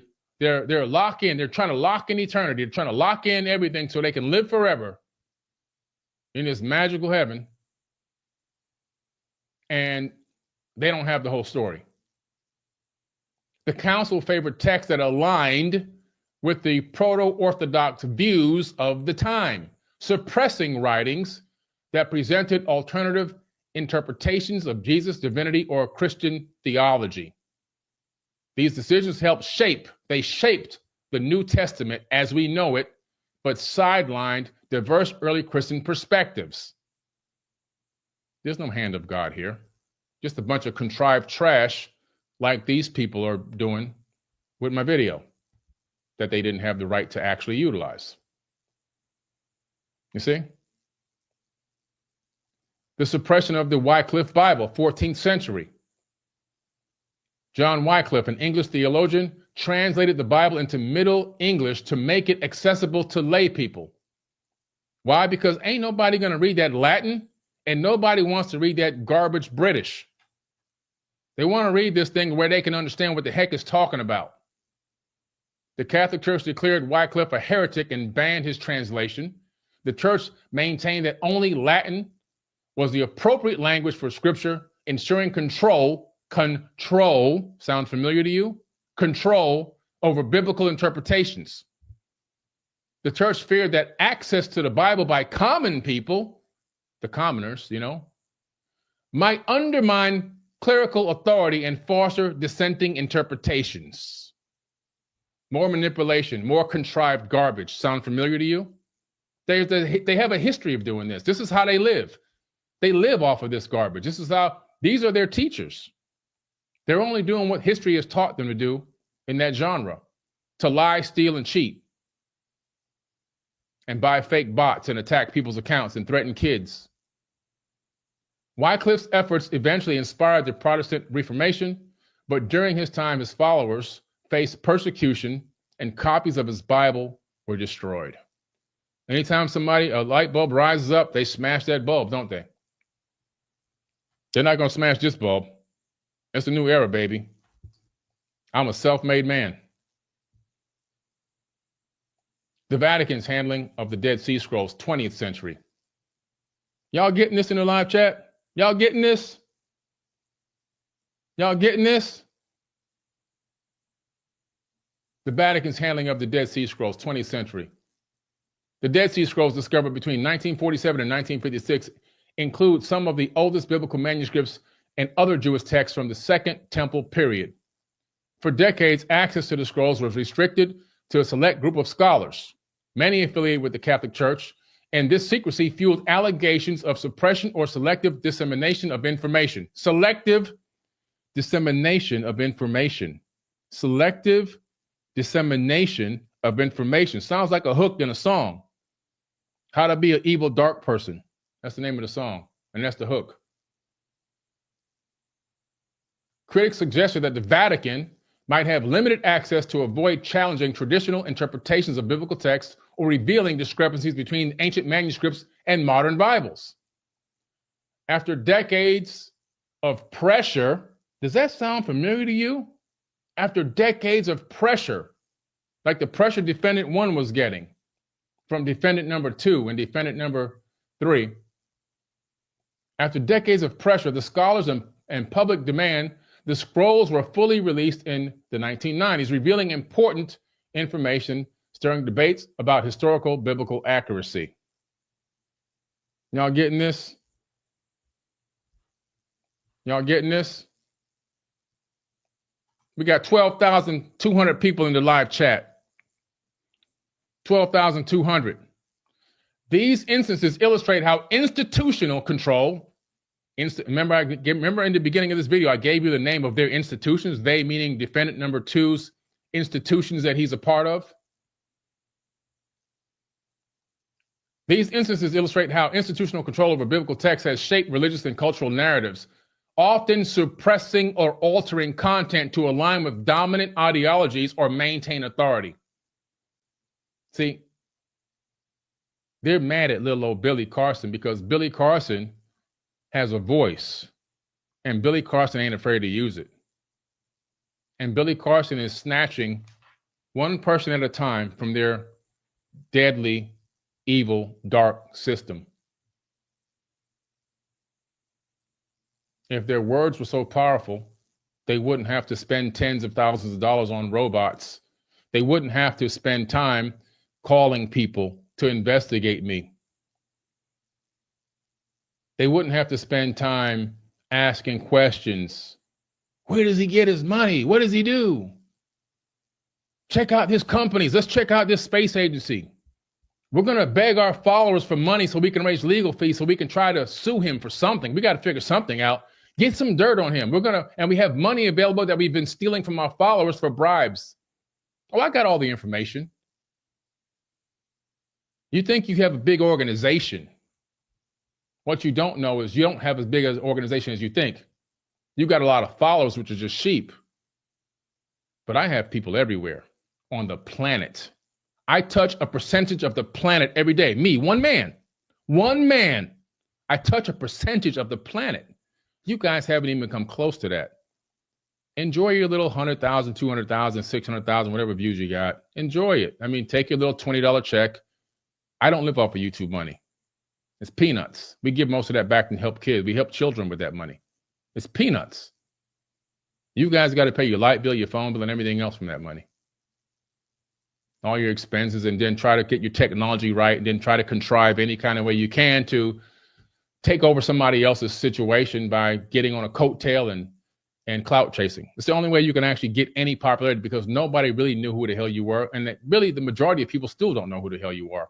And when they keep seeing you make Billy Carson videos every single day, which is starting to become very tiring, people are already laughing like these guys are a joke. They're making Billy Carson videos every day. You're literally blowing me up. You guys are literally blowing me up.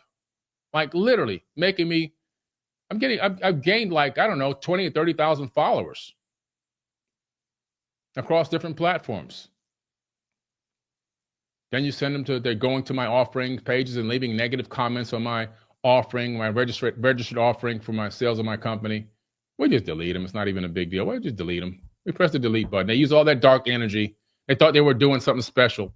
Coming on the live chat, typing in there. A lot of the live chat comments are just robots. We taking care of those, you know. You have so much power and this power of Christ in you, but you haven't shown me anything Christ-like.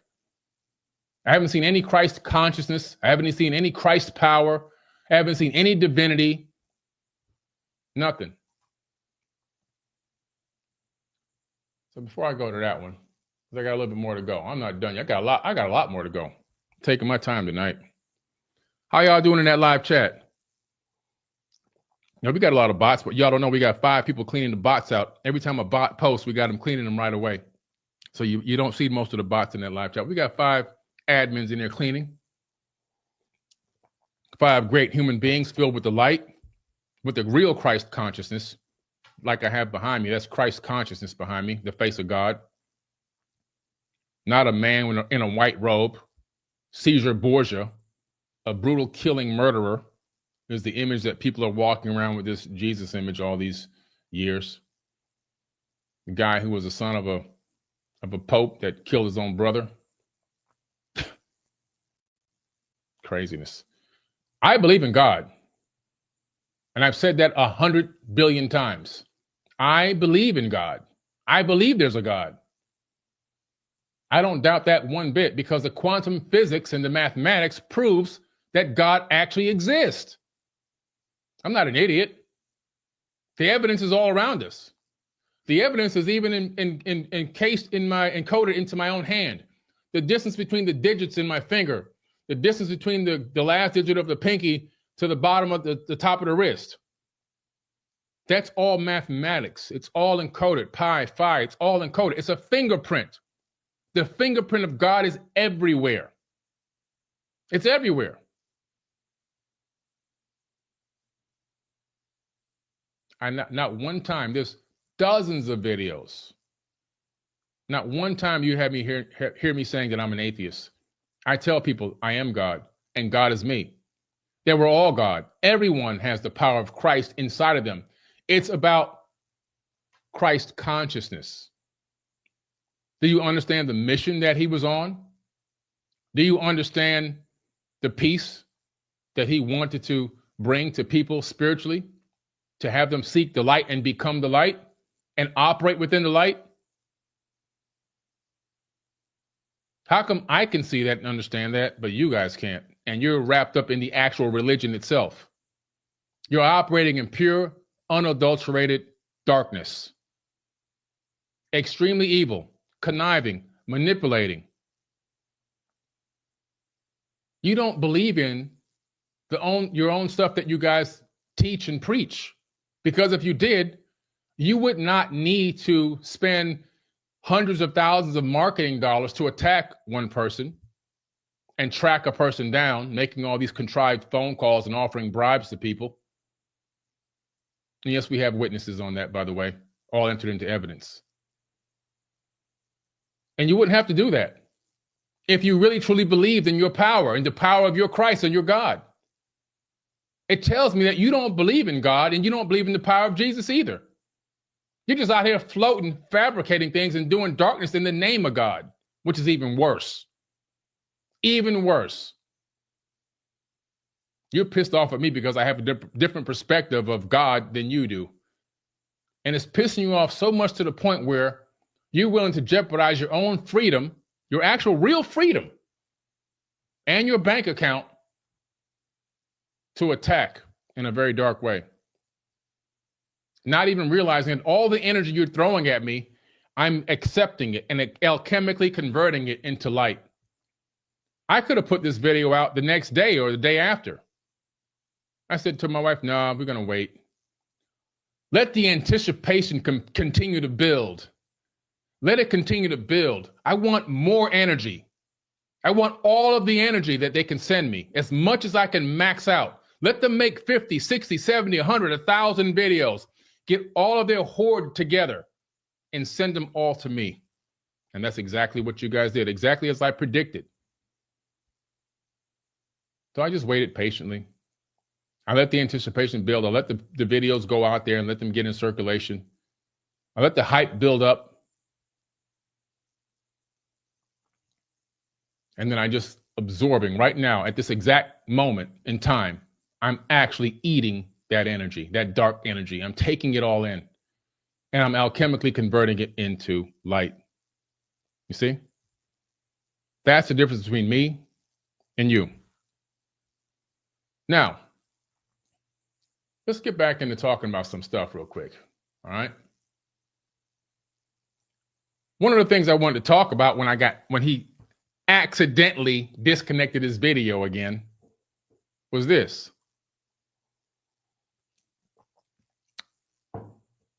I'm talking about Abraham and Isaac.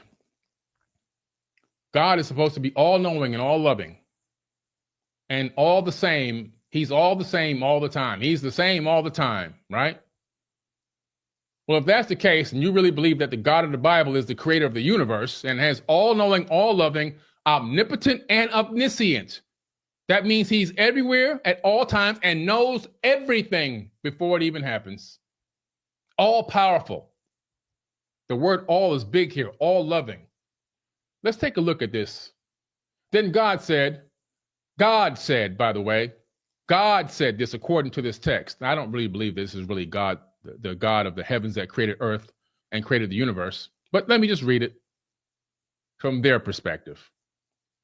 Then God said, take your son, your only son, whom you love, Isaac, and go to the region of Moriah. Sacrifice him there as a burnt offering on a mountain that I will show you. So God is now telling Abraham, hey, man, I require a sacrifice. So I want you to get your son, your only son, and bring him over here, man. And you're going to have to kill him for me. Early next morning, Abraham got up and loaded his donkey.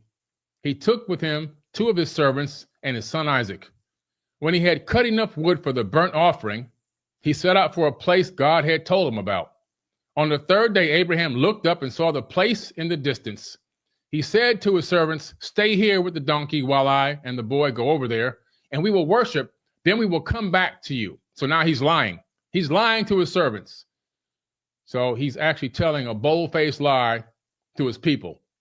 The second thing is, and the most important thing is, this quote-unquote God makes him go on a damn journey with his son to go kill him. I mean, they went on a far journey. They didn't go around the corner. They literally went on a trek. He says, do not lay a hand on the boy, he said. Don't do anything. Why did he tell him that? Because he first was going to kill him. He says, On the third day, Abraham looked up and saw the place in the distance. He said to his servant, stay there while I and the boy go over here. We're going to worship and come back to you. And then what happens? He actually gets ready to kill his own son. He literally gets ready to kill his own son. Abraham took the wood for the burnt offering and placed it on his son Isaac, and he himself carried the fire and the knife as the two of them went on together. Isaac spoke up and said to his father Abraham, Father. He said, yes, my son. Abraham replied, the fire and the wood are here, Isaac said. So he made his son go gather the wood and get the fire going for his own death. If that ain't sick, I don't know what else is. But where's the lamb for the burnt offering? His son is asking. Where's this lamb at? We're getting ready to make a sacrifice to God. We're worshiping. We're getting ready. I went and got the wood. I got the fire. When they reached the place God had told him about, Abraham built an altar there and arranged the wood on it. He bound his son Isaac and laid him on the altar on top of the wood. Then he reached out his hand and took the knife to slay his son. But the angel of the Lord called out to him from heaven and said, Abraham, Abraham. He said, here I am, he replied. And obviously the angel tells him, hey, we were just joking. Don't really do that. We just was testing you out, see if you was really down with us like that. Sound familiar? Defendant number 1, defendant number 3, manipulation, sadistic.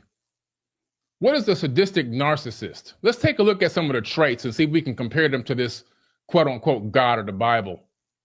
A sadistic narcissist is someone with narcissistic personality disorder, NPD, who also exhibits narcissistic or sadistic traits.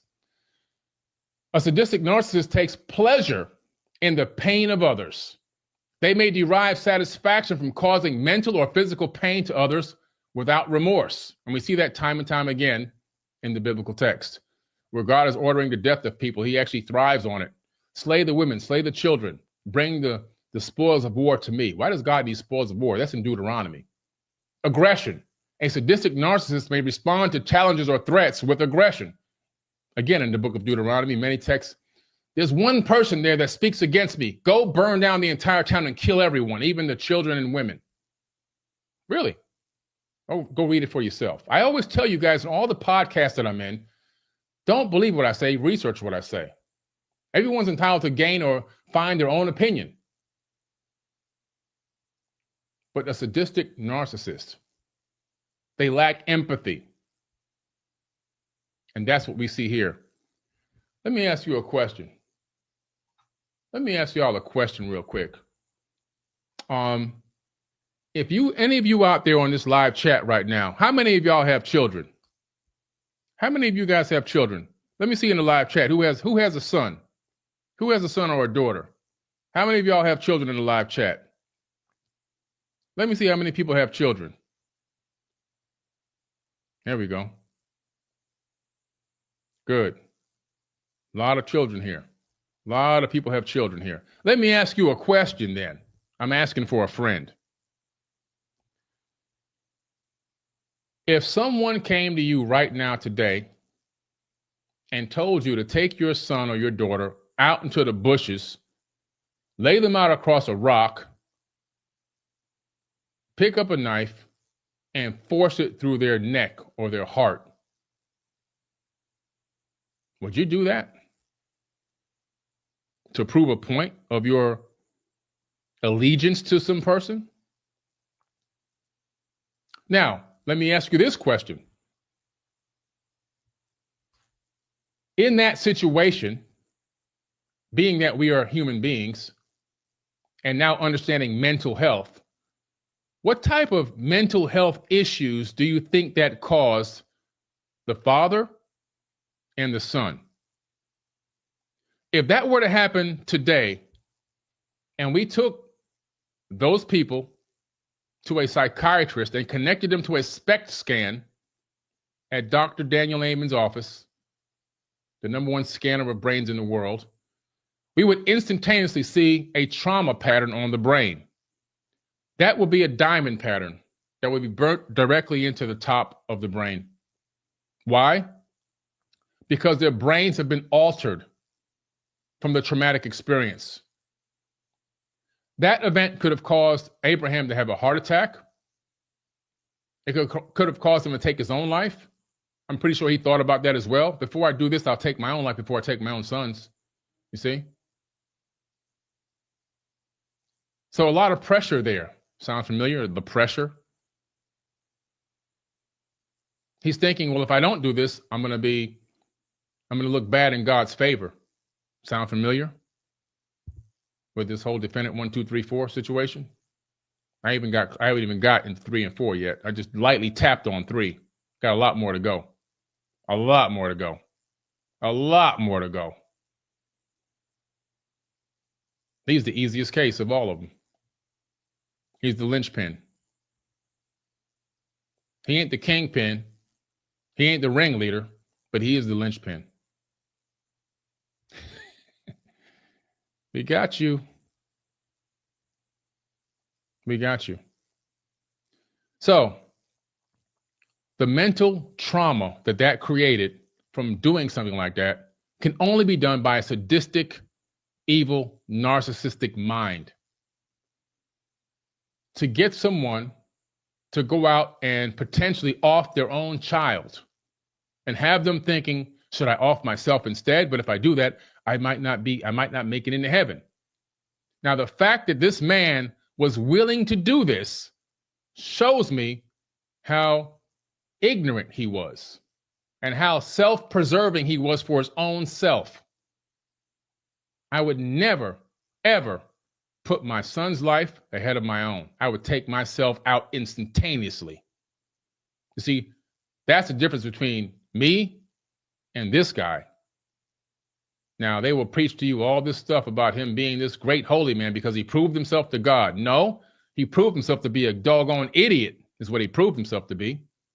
He proved himself to be a sheep, a self-preserving sheep filled with fear.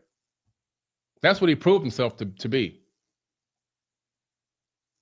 Anyone goes out today and commits a crime like that, and I do mean crime, they're going to be put to, depending on the state, they may get the death sentence or they may get life in prison. The child, him or herself, will be mentally tainted forever until they die. They will never be the same again. Never. A child. I never got a chance to express that in the defake that happened.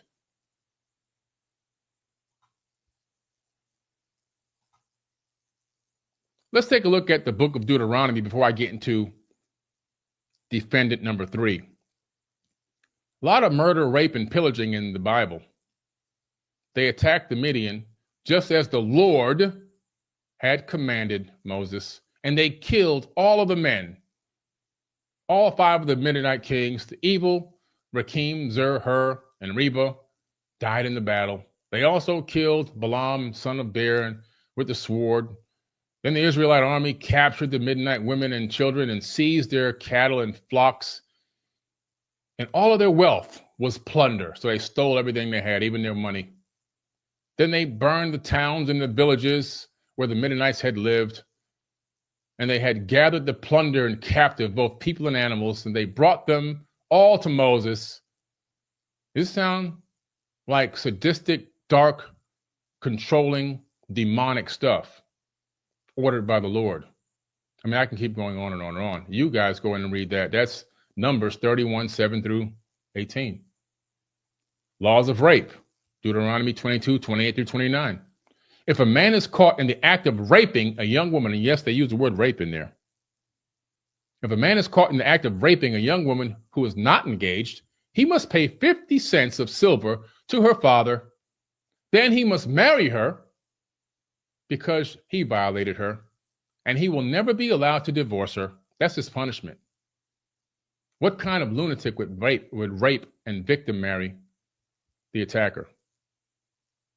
Come on now. This is what you guys are into? I was going to ask this question. What type of lunatic would rape a victim and marry the attacker? You know what his answer was going to be? Well, that was the Old Testament. That's how it was done back in the day. They always go back to, that was this and it was that. And well, you know, back at the time this was normal activity. It's always normal activity. when God is killing people and murdering people. And again, I don't believe this is the real God doing this. I believe these people were influenced by somebody masquerading as a God. That's my personal opinion. And I'm sticking to that. I believe in God, but this ain't my God. Just ain't it.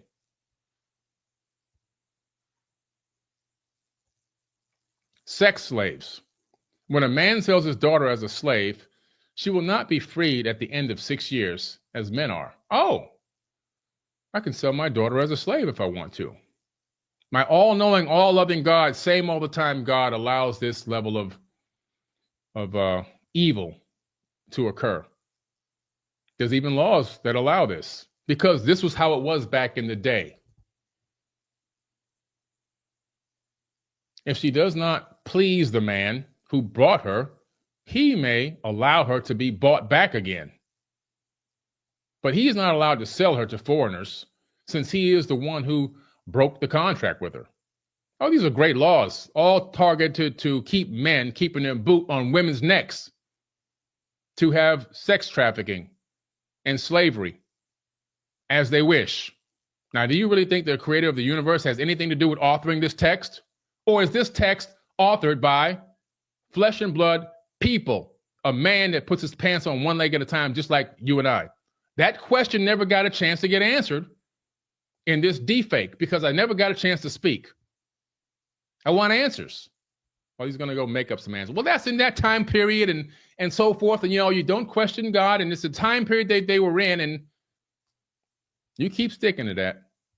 I'm sticking to what I feel, what resonates with me. That's what I'm sticking to. God assists rape and plunder. Zechariah 14, 1 through 2. Lo, a day shall come for the Lord when the spoils shall be divided in your midst, and I will gather all the nations against Jerusalem for battle. The city will be taken, houses plundered, women ravished. That means raped. Half of the city shall go into exile, but the rest of the people shall not be removed from the city. All-knowing, all-loving, omnipotent and omniscient. Going back to Abraham real quick and Isaac, an all-knowing God would have known that Abraham was already loyal. He would have known that Abraham was already going to do exactly what he had asked him to do because he already knows the future. If he was all-knowing and omnipotent, omniscient, everywhere at all time, knowing everything before it happens and all that good stuff, all-powerful. But he just couldn't predict that Abraham was actually going to follow his orders. Are you kidding me? I mean, is this a comedy that I'm reading? A dark comedy? Is this a dramedy that I'm reading?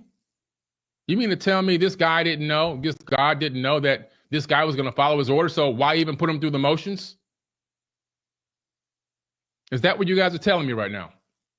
Never got to ask that question. I mean, I can go on and on and on. You would think that Jesus in the New Testament would have a different view of slavery, but slavery is still approved in the New Testament. Slaves, obey your earthly masters with deep respect and fear.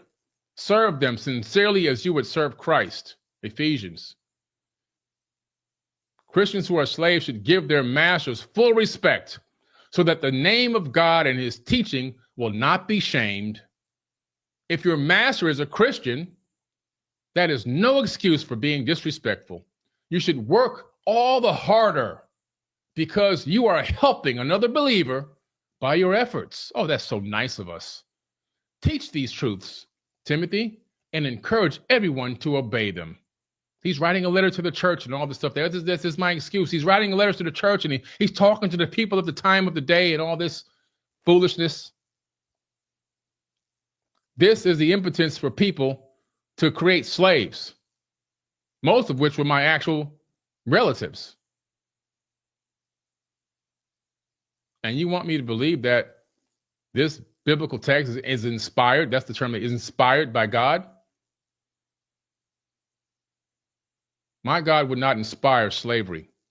If I've got all knowing, all power, all omnipotent, all omniscient to create universes, and I've got children that I've created, I'm going to teach them, and I'm not going to allow anything like this to happen. It will never even take root. Let me ask you a question, because this is where I was going with it when I was going to be in this deep fake.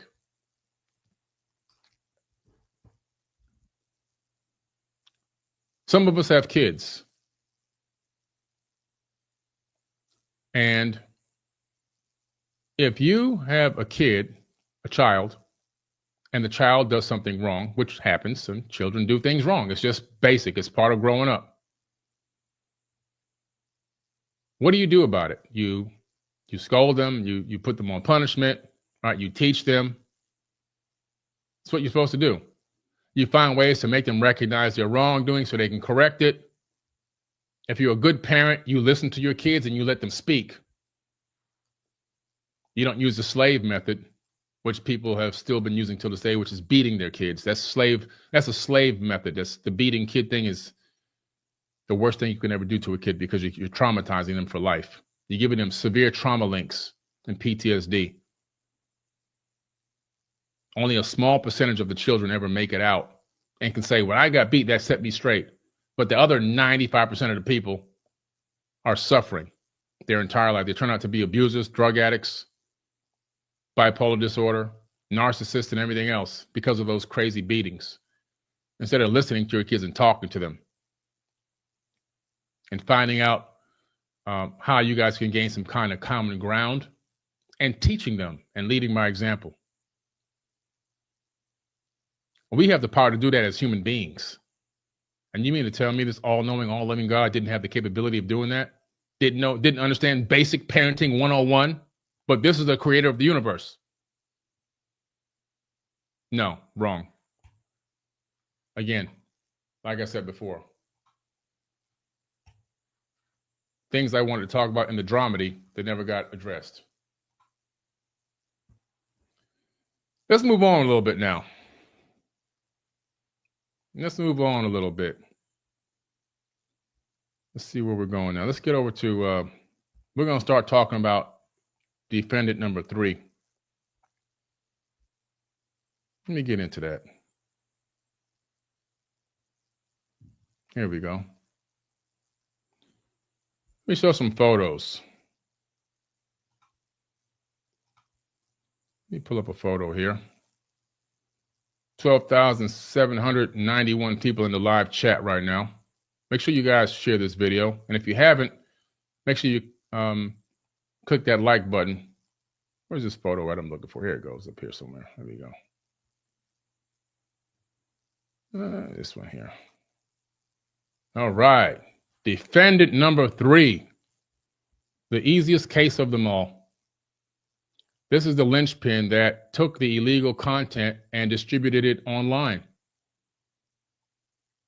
The content that I didn't want distributed because I knew that it was contrived. It was heavily edited. Some of it was dubbed. It was also a setup. It was one-sided. And it made us look like complete amateurs. Even if it didn't have any of the other attributes to it, just the way that it looked, period, point blank, it looked like an absolute clown show. And I didn't want to be involved in a clown show. Now, what are these photos up here? You can see the bar over the face, the black mark over the face. It's showing in a couple of photos. This gentleman has been to my house, as he stated in his hate video, another dark entity. We invited him to my wife's birthday party, to a New Year's Eve party. We've done work with this man for over the years. We've done workshops and classes and training sessions over many years. My wife actually knew him for 20 years, and I've known him since probably, 2019 or something like that, when I started helping him promote Dr. Joe Dispenza, who he actually worked for, Dr. Joe. It was 2018, 2019.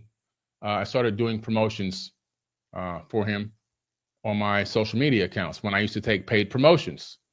Now I don't do that anymore. I only promote my own stuff. But back then, just trying to monetize, I promoted other people's content, other people's conferences and so forth. And Dr. Joe was one of one of the larger, accounts, marketing accounts. So that's how I met him. I didn't. My wife knew him long before I even met her. It was just a coincidence that we actually ended up knowing the same person. I thought he was a cool guy. I really did. I spoke so highly of this man. Again, another person I let in my inner circle. I really thought he was a cool person. I thought he was on the same frequency. I had done several things with him over the years, breathwork meditations and workshops and classes. Paid him money. He paid me money. Matter of fact, here's the last check he gave me right here. This is paid from his company, $11,000 he paid me. I was in a live workshop with him, Reverend Michael Beckwith, and a couple of other top-notch speakers. They were all good guys with a lot of real good knowledge. And my payment was $11,000. He paid me by PayPal, as you see witnessed there in my receipts. This gentleman gets on a video and says the other day, now let me go back. I digress. Let me go back. Let me paint a better picture of defendant number 3. He was on the frequency of the Christ consciousness and loving and helpful and cheerful and happy when he was married to his beautiful wife. I think her name was Irina. And something happened and he turned dark. He started gradually turning dark. I'm not sure what happened within their relationship, but it ended. I was kind of shocked. I hadn't seen her and him together in a while. And when I found out that it had ended and he had actually moved from Michigan to Florida, I said, okay, well, we'll do some things together. He claims in this video that at that time, which would have been either, 2019 or 2018, that I told him I was 70 years old. At that time, it would have been probably 48.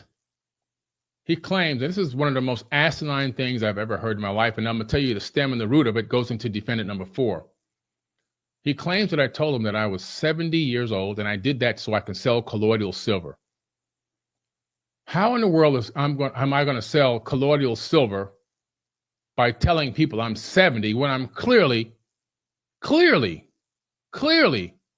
in my 40s? And as some would have thought, I was in my 30s at the time. I would have sounded like a complete bumbling idiot. Now, if that was true, and everything else he said in this hate video, he's a cocaine dealer and all this, he's laundering money and all this. If he felt I was doing all this stuff, why did he do business with me for 5 years? Just as recently as that last invoice was paid, just in last year. Why do business with me if you know that I'm just lie? If somebody came to me his age and told me they were 70, I would say, oh, I can't do business. This guy is a psychopath. I got to walk away from this guy. But yet and still, he did business with me for years. Where does this 70 come from? Let's talk about that for a minute. Let's clarify what happened with that. Defendant number 4 saw an article about me online. Not written by me, not hired to be written by me. Someone wrote an article about me. Some random site saw me as an up-and-coming producer and said, hey, I want to write an article about this guy. And they did. In that article, they went to my IMDb, Internet Movie Database. That's where all the movies and TV series are stored, and people can get their credits for whatever work they've done in film. On my IMDb, it has a bio of me. And in my bio, it has my name and information about me. It has my height, my skin tone, my eye color, my hair color, my weight, and all that information. Because if somebody's looking to book you, they need to know that information so they can see if you're the person that's the right fit for what they're looking for a TV show or series. Inside my bio, my height was in there at 6'4". 6'4". 6, quote, 4, double quote, 6'4". The person that wrote that article, they must have cut and pasted some of my bio because it was in there word for word. When they cut and pasted it into their blogging software or whatever that was, the 6'4" was in there, but it became 64. So I guess in some way, or the sloppiness of how they were reading it or understanding or comprehend, whatever it was, it just said 64. It said Billy Carson, 64. But on my IMDb, it says Billy Carson, 6'4", with the quotes, the quotations, designating my height, showing that I'm a tall individual. So it became Billy Carson, 64, instead of 6'4". That got carried on and got indexed into Google. Other people were then writing articles about me, but copying. What happens when somebody writes an article from these like B and C level article companies online, they all kind of grab from the same information and they kind of modify just a little bit, and then they put it out because they're just trying to get traffic to their site so they can get their Google ad revenue. So it kind of became 50, 60, 70, 80 people with almost the same exact content, but still always saying Billy Carson 64. So I started going live and doing videos and things like that. At some point, people started asking me, hey man, this guy's 64 years old. Not 70, 64 at the time. And I would comment back, no, I'm not 64 years old. That's a mistype in an article. I've gone live and I've got clips on Forbidden Knowledge on my Facebook and Instagram account of me explaining this exact thing. I've talked about this, I don't know, 5 or 6 times over all this decade or whatever, explaining this over the last 5 years, explaining this crazy coincidence thing that happened. I got a Wikipedia page put up, not Wikipedia, but Wikidia, which is the sister company to Wikipedia. And I put that in my my bio on X, which used to be Twitter, and a few other places, because it shows my date of birth and my age. It says right there, 9/4/1971, and my age. At this time, I'm 53 years old. Defendant number 4 had taken or looked and saw one of those articles and taken that and contrived his own story and told it to this guy. This guy ran with it. Or either he saw the article and then told it to defendant number 4. I'm not sure which way it went. Either way, the two of them were communicating and having a conversation about that, because I have a copy of some of those conversations. And so he gets online to talk about, this guy tells me he's 70. He doesn't even realize he's added the years that it would have been from the time that this article was written till now to make me 70, technically, I guess, or something like that, whatever the years were. He's added years into it to make me 70, 68 to 70, whatever the number is. The story just doesn't match up. It's just contrived, and it's total garbage. It's a waste of time. I mean, there's nothing legal there. It's just an idiot talking garbage, just talking off the top of his head, trying to sound intelligent, but just failing. I mean, it's just laughable. Anyway, just wanted to clarify that. But the next thing he did is he went on to try to dox me online. He took some information that had been spread online in the past from another defendant, which I'm going to pull up his information here in a second on the screen. I'm going to show you legally what we did and what happened. And that information was false information, proven to be false information. And there's another case I'm going to pull up showing another person that did the same exact thing. And that is now going to trial, as the judge has denied his plea. Absolute plea to please don't take me to trial. Please throw this out. Denied. You got to spend money on an attorney, buddy. We going to court. You're going to have to prove this in a court of law, and you can't do it. You know that, and I know that. They're taking this contrived, error-based information from public records and trying to pass it off as official information. And it's not. And there's a reason why it's not. There's an absolute reason why it's not accurate. Let's get into that, okay? Let's get into that. First, I'm going to do is I'm going to tell you a little bit of a story about what happened to me with 2 different identity theft situations in my lifetime. Unfortunate situations, but it happened. All right, and I'm going to break it down to you, as I've done before on video. Some people in this life have seen this already. This is the same information that was submitted as court evidence before in previous cases that I won. First of all, this is a photo of me on IMDb. This is actually my IMDb with a show called Judicial Injustice that I have been working on. Okay? Judicial Injustice. Now, judicial injustice is was going to be this series just talking about what happened to me with this identity theft situation and how it impacted me, how I was treated, and how it took me so much money to get out of the situation and to prove my innocence and everything else, which I did. Never got charged with a crime, never had a felony charge, never been to prison. So later I realized that story is just a small piece of a much bigger puzzle. It would be better to do a full docu-series or a docudrama on my real full life story.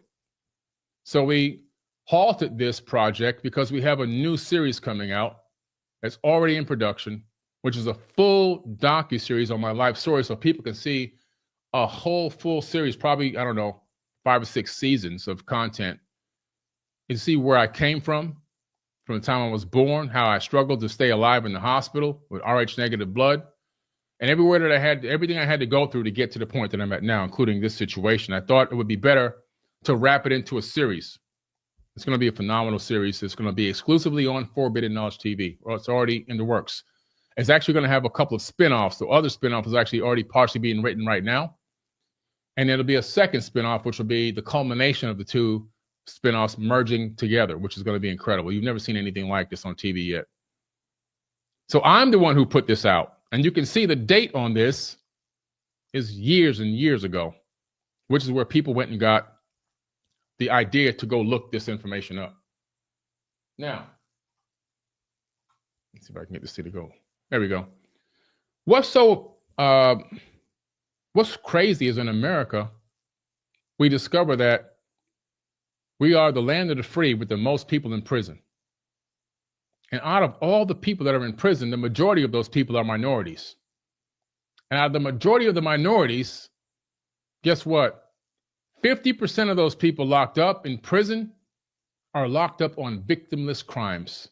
They actually didn't injure or hurt or steal or rob anyone. They only hurt themselves. Victimless crimes. And the majority of those people are black.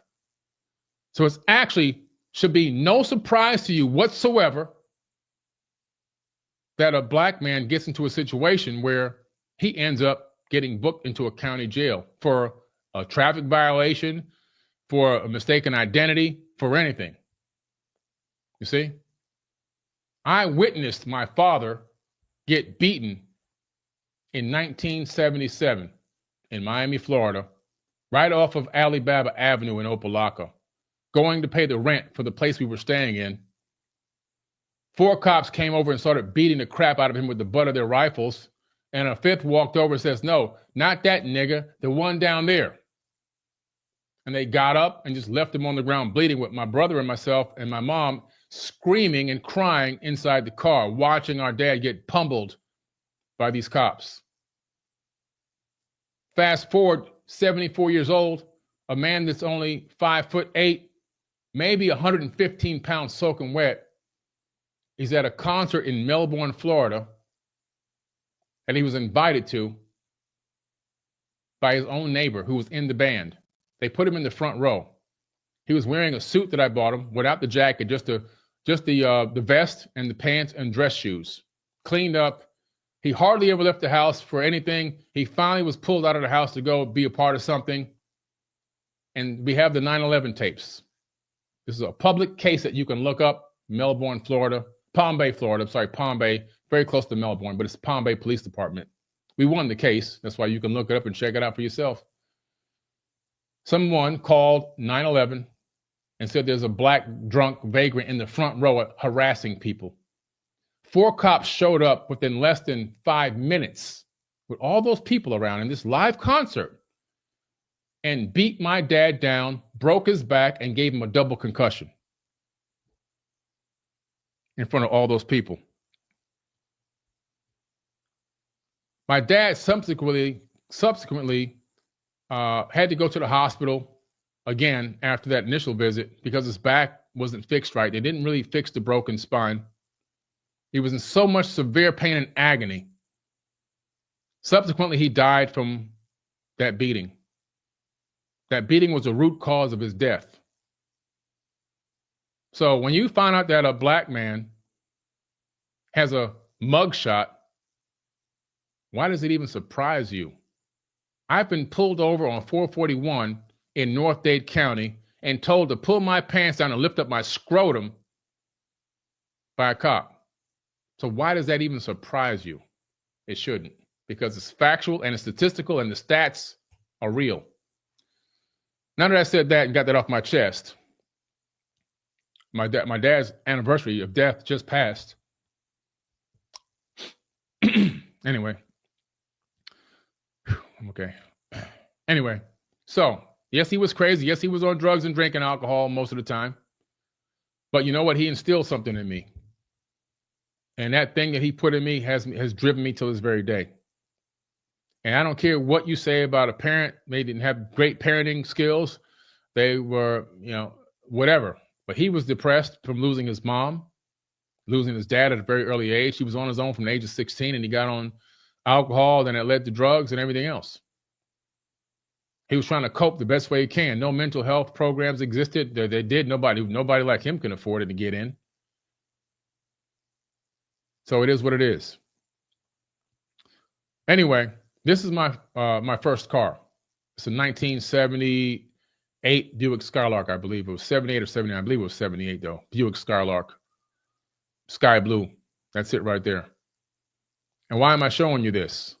I'm showing you this because when I got this car, I used to do something very stupid as a young man. I used to leave my driver's license and my Social Security card, which was in my wallet, underneath my car seat because I forgot my wallet so many times. And I would get situations where I didn't have my wallet, didn't have money, or I would get pulled over and not have my ID on me. So I said, you know what? This ain't going to happen to me no more. I'm just a kid, man. I'm literally only 16 years old. So I put my ID underneath it. Now, I lived on my own. I moved out and I got my own apartment at a very young age. I'm in this place off of Miramar and University, right next to the Sam's Club. I forget the name of the place now. But anyway, there was another gentleman in my neighborhood. His name was Terrence. He had the same car I had. But I had fixed my car up pretty nice. I put nice rims on it. I put trues and bows on it. I had crushed down interior. I had 210s and 212s in the trunk with a Sony amp. It's a nice car, nice sound system and everything else. And, I had some things that he wanted from that car, I'm presuming, because he actually stole my car. And how do I know this? You'll find out in a minute how I know this. The reason why I know this is because my stuff was showing up on his car within a week. The same exact car, model, make, and year. If you look at this album cover, this is the Poison Clan album cover called Poisonous Mentality from the Poison Clan rap group based out of Miami, Florida. The person right here, dead center, next to the red logo, and up to the right of the logo, and also directly under it is superimposed, is Terrence Howard. Not the actor Terrence Howard, not my good friend Terrence Howard, the actor, but Terrence Howard, the sleazeball, who actually stole my car. But in my car, what did I have? I had my identity. I had my license and my Social Security card in there, which he ended up utilizing for his crimes. This song that they made, which you see him holding a purse in his hand, was about robbing and jacking tourists, which they actually did in real life. They actually went out jacking tourists for real and then made a rap song about it. So what these rappers are doing nowadays is nothing new. They've been doing this, rapping about them, telling on themselves. This is him right here, Terrence Howard, Miami, New Orleans, class of 1989. I don't know if they got him back again, but he's been in and out of jail over and over and over and over and over and over again. He ended up having warrants for his arrest, Georgia, North Carolina, Virginia, Florida. I went to go apply for a car one day, and when they pulled my credit, I had a cell phone bill. Back then, cell phones were really high if you really used them. I had whatever that Georgia Bell South. I had a Bell South on there, a Southern Bell at the time it was called. I had a gas bill on there. I had all this stuff. I had an eviction notice on my credit. I'm like, what the hell is all this stuff? I go hire somebody, find out it's all coming out of Georgia. I'm like, what the hell? Who is this? What's going on? I still have no idea. It's this guy right here, the guy that stole my car. I still didn't put two and two together. I had no idea what was really going on. Come to find out, it was this guy using my name as an alias, getting arrested over and over again and using my name as an actual alias. And how did I find this out? Here's another case with him using my name as an alias, which ended up getting clarified. But I found this out through contacting courts and attorneys and clerks and everything else, I got into a car accident in Weston, Florida. I was coming down South Post Road, and 2 cars ahead of me, a lady tried to swerve out of the way of an animal. There's deer back there. And instead of hitting the animal or a deer or whatever it was, she slammed on the brakes, and it ended up creating a 3-car pileup. I was the 3rd car in the back. That's my car. That's my Lexus GS right there. And smashed the car. We wait for the cops. The cop gives her a ticket. I'm waiting for a tow truck to get my car on a flatbed. It's now total. I only had the car for a few weeks or whatever. The car's totaled. And then the cop says to me, the trooper, it's a state trooper, he says, Mr. Carson, come here. I said, yes, sir. He says, I think I'm going to have to take you down to jail. I thought he was just joking, so I started laughing. He said, no, I'm serious. There's a warrant for your arrest. I said, a warrant for my arrest? Where? He said, North Carolina. I said, North Carolina? I haven't even been to North Carolina. I said, I might have been through North Carolina when I was a young kid, riding in the back of my grandfather's van on the way from New York back to Florida to visit my grandmother for the summer. But as a man, I've never been in North Carolina at that time in my life. He says, I don't know, man. I said, you got to show me this on a screen. He opens up his laptop, and right there it says, Billy Carson, alias Terrence Howard. Again, for clarification, not the Terrence Howard, the actor, the Terrence Howard, the sleazeball that went to my high school. He had warrants for his arrest, and it gave me it showed up as a foreclosure in Georgia, delinquent gas bill and collections, AT&T and collections, Verizon collections, plus numerous other arrests that he had. Here's more information on some of the stuff. So he was wanted for trafficking cocaine in Dougherty County, Georgia. Also, this is where defendant number 3 gets on his video and says didn't get put in jail for selling weed. He was put in jail for selling cocaine. No, you clown. You doxed me, and you just gave me an official defamation of character, because this is provable in a court of law, as it was proved, and I was released, and they would looked for him, not me. So this is what happened. He was wanted for that, and they almost extradited me there because the attorney that we hired to hop on this case was like, I can't get to it right now. I got to get to it in by Monday or Tuesday, but he'll be fine, and so forth and so on. This is what he's telling my ex. And the only good thing she ever did was she actually contacted the state attorney up there, and the state attorney realized they had the wrong man, so they let me go. That's what happened. And I got a document to that stating to that effect. Okay. And so this is also a communication not too long ago with the people in charge of the documentation, because I wanted to have another hard copy, because all the moving, I had lost an official copy of some of my receipts. So I contacted her, and this is the actual email. You can see her information on here, her phone number, everything, to get that documentation again, and got a copy of it back again, maybe last year, I think it was, or 2023 or whatever it was. Here's an official record of what happened. So through this process, my credit was so messed up, and all this arrest stuff was popping up from this guy. And this is when the digital system really didn't exist yet. So it was so hard for them to distinguish. It was like they couldn't just scan my fingerprints and tell it wasn't me, because they didn't even have scanners back then. There was no scanners at this time. It was the old-fashioned looking at it with a magnifying glass situation. And an attorney I had trying to work on getting this all cleared up, it was costing a lot of money, taking a lot of time. And I wasn't getting a great response from the credit bureaus, and situations for me renting properties and everything else it was horrible. I was really debilitated. So the attorney suggested that you should change your name temporarily until this all gets cleared up, and then you can change it back. Well, here's a copy of that record. So I was born Billy Cameron Carson II. Then I did a legal name change to William Carson temporarily, while I was hoping to get all this cleaned up and straightened out, which I eventually did. I just never got around to changing it back, and I got comfortable with it. It was like, whatever, man. Who has time to keep going back to court and doing this all over again? Until later on in life, I had this happen. This is a couple of companies that I used to own, and I had some partners in this business, 3 partners in the business. And one of the partners ended up stealing not only my identity, but other people's identities as well in the company, and utilizing my identity. to do all kind of nefarious acts. He had access to the file cabinet, access to the information, access to the office, access to everything.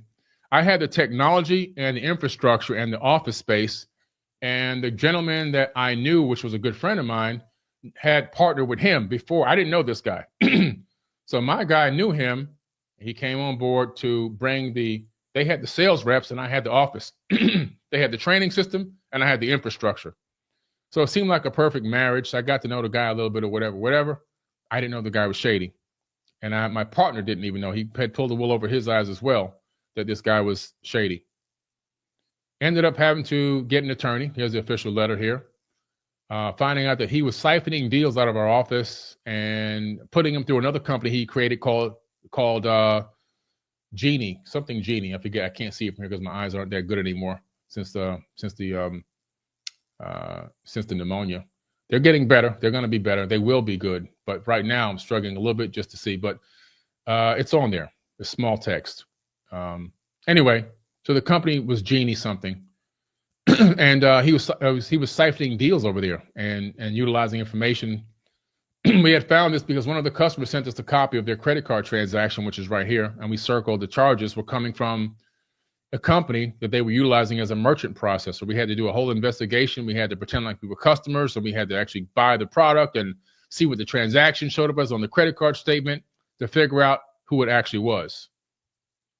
So we went over to the office and found out who it was. We found out that he was in there and he was the one who had cultivated this whole scheme. And here goes the legal documents where we had to actually sue him and file for an injunction against him and his company in a judgment, which we actually won in court. See, defendant number 3, we win these cases. Defendant number 3, we win these cases. Okay, we win these cases. Another thing that defendant number 3 said that was I was a convicted felon. I was a prisoner. I went to jail.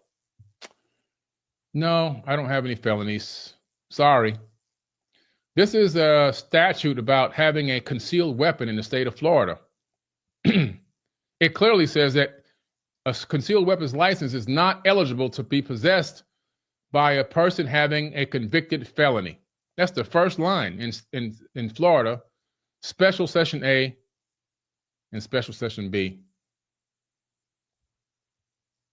Here's my concealed weapons license that doesn't even expire until 2027. I have a special FBI code that I use when I go buy my guns so that they know that identity theft fraud was in there. If you don't know about that, go ask any gun seller about the background check and having the FBI code that you put on the application. It allows them to know when it goes into the background check, it allows them to know right away, oh, we understand this is what happened. This has already been proven to be false. This guy's clean. Give him the gun. See that? You see that? So the fact that you made that statement, that's more defamation of character. It's not an opinion. You made statements. And those statements is going to cost you a lot of money. This is my Team USA basketball license. And the reason why I'm showing you this is because in order to get this, you have to have a nationwide background check every year. This is just one of many of them that I've had as I coach Team USA. I did youth development and AAU and everything else. And they all require, USSSA, they all require background checks. They don't let felons around little girls and little boys, which I coached and had the largest program in South Florida. 121 players, 7 teams, and every single player went to college on scholarship. And that we were just stealing from all of our customers. Well, if you go to the Better Business Bureau, there's over 400 5-star ratings and complete incredible testimonials from real people. You see, defendant number 2, we don't use bots over here. We don't hire programmers. We don't hire geek programmers that are in the far left, that are in the cult, that want to just be cool by being down to do your hacking. We actually have real people, because the Better Business Bureau is one of the hardest places to actually put a review, because they verify each and every one. It might take 2 weeks for a review to show up because they verify each and every review. And yeah, that's an A rating on the Better Business Bureau. And we also have a 5-star rating on Trustpilot as well, with over 499 reviews from people that have done everything from buy our products to travel the world with us, to come to our events. So, defendant number 3, you're wrong again. You shouldn't have been listening to defendant number 4. He got in your head. He got in your head. And there's a reason why he did that. Jealousy. He believes that I took the love of his life. He was secretly in love with my wife, never had the balls to actually attempt to talk to her and see if he can, make a relationship out of it. They were just quote unquote friends. He was in that friend zone. And when I came and swooped her up and made her my woman and my wife, he got so jealous, he went and fabricated all this information, and he went and told everybody, calling the whole world. Everybody he can call. He called Gaia. He called Earn Your Leisure. He called anyone he thought I was doing big. He called Travel Channel, Discovery Channel, History Channel. You think those people cared about what he had to say? They laughed at him. It was a joke. He thought he was going to end forbidden knowledge. You can't end an independent person. But he got in your ear because everything you regurgitated came out of his mouth. And now he's cost you thousands and thousands and thousands of dollars that you don't even have. You see? Thousands of dollars. And I will go on a campaign to let everyone know I'm putting together a new site, a new account just for these fraud companies that are out here in the conscious community that are really part of the unconscious community. And I'm going to let them know, you and another one like Fam Networks, Vitali, and all those people who have been stealing from the conscious community, lying and scamming us, it's got to come to an end. And you're now on that list.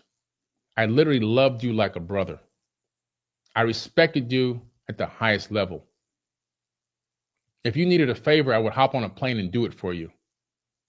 I thought you was a real person out here. When I started seeing your videos, defendant number 3, where you started talking bad about women and how you got to put the boot on the neck of a woman and how you got to dominate a woman and you're not a real man if you don't do this to a woman and that to a woman, that's when I said, I got to back off. So we were having you do our marketing, which was not doing well at all, by the way. AI edited clips that were getting no views. Every now and then one might pop, but it just wasn't the quality we were looking for. But we sent you a lot of business. We sent you big clients, including defendant number 1 we sent to you. We sent you another person that has a big podcast. We sent you another person that has a big podcast in a whole church. You've got clients that you're still eating off of right now at this very moment and have been eating off of that we gave you. Even though we didn't want to do business with you, we still respected enough to still send people your way. And never talk bad about you, not even one time. Always spoke highly of you. Said you were a great human being, a great person. I thought those dark videos you were making about women were just something you were going through based on your divorce and you're just hurting. But I see the compulsive obsessive disorder you have. You go from one thing to the next and you highly obsess over it. Now, these people in this new cult have gotten to you and probably bribed you. I'm not sure about that. Probably may have bribed you. But somehow you're under their wing. Maybe it's for clout and popularity that you've never been able to build for yourself. You're just sick and tired of watching everybody blow up and you can't blow yourself up. You're feeling inadequate about yourself. Plus, you're very, very short. You're a very short man. So you're trying to figure out what you can do because you need to feel big. So I know I'll just turn on the people that really love me and support me and try to put them in the worst light so that I can grow off that controversy. I can take that dark energy and I can use it to build myself and do it all in the name of Jesus. So you change your bio to some Jesus stuff, some holy Bible stuff now, and you're all this hardcore cult Christian and all this kind of good stuff, and telling people that my wife, that we were laundering money into my wife's bank account. What are you talking about? All of our financials are audited, heavily audited, GAAP audited, which is the highest level audit you can get, and approved. Our raise offerings have been approved.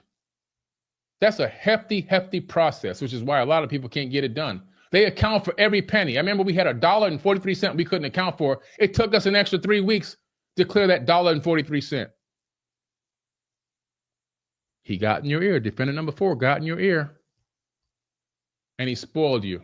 And then these people from this cult, defendant number 2, got in your ear and promised you, like they did Jesus, like Satan went to Jesus and said, you can have all of this. He came to you because these people are really following the devil. They're not following any real God, Christ. He came to you and he said, you can have all of this. Just join us. And you fell right into their trap. And now you're there. And now you're in a situation where you can't back out. It's like a gang. Once you're in, you can't get out. You're in a gang now. You can't get in. You got jumped in. You can't get out. The second you back away and want to go back to what you really were doing before, they're going to attack you. And you know that. So now you got to be all the way in. You've got to be all the way in. Defendant number 1 sent you that ring camera video. You took that and sent it to these guys to prove that hey guys, look, hey Ralphie, hey Ralphie, are you happy with me now? Hey Ralphie, are you happy with me now, Ralphie?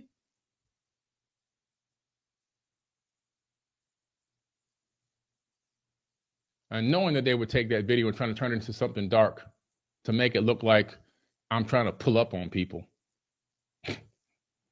Another illegal video, by the way, but whatever. Because Mark has a do not consent and a cease and desist for any video of any kind, anything. It doesn't matter where it is, what it is. Anything in his possession of me is blocked and banned. Even that ring video. You didn't know that, did you? His attorney and him agreed to that. You didn't know that, did you, when you put it out there? You didn't know that. So you didn't get the full story. This is on the screen right here, Cardi B. Why am I showing this? Well, Cardi B won a big lawsuit. She made these defamation claims in these lawsuits so easy. 1.3 milli in litigation expenses. She was also awarded $250,000 in medical expenses. Both parties agreed to reduce that to $25,000. She was so nice because the person was broke as a joke, just like you are. Either way, there's going to be some extraction of funds because thanks to this breakthrough case, it's allowed me even currently to be able to do some things with some other cases. See, every now and then you got to push back. You got to push back every now and then. Let's take a look at one. And I'm going to have to pull it up here so I can actually see it and read it. Let's see if this is the one I want to show, or is it this one? Oh, yeah, let's take a look at this one. Let me see if I can read it from here. See if I can blow this up in any kind of way. Yeah, it's going to be hard. I'm just going to leave this on the screen while I go ahead and pull it up over here so I can actually see what the hell I'm reading.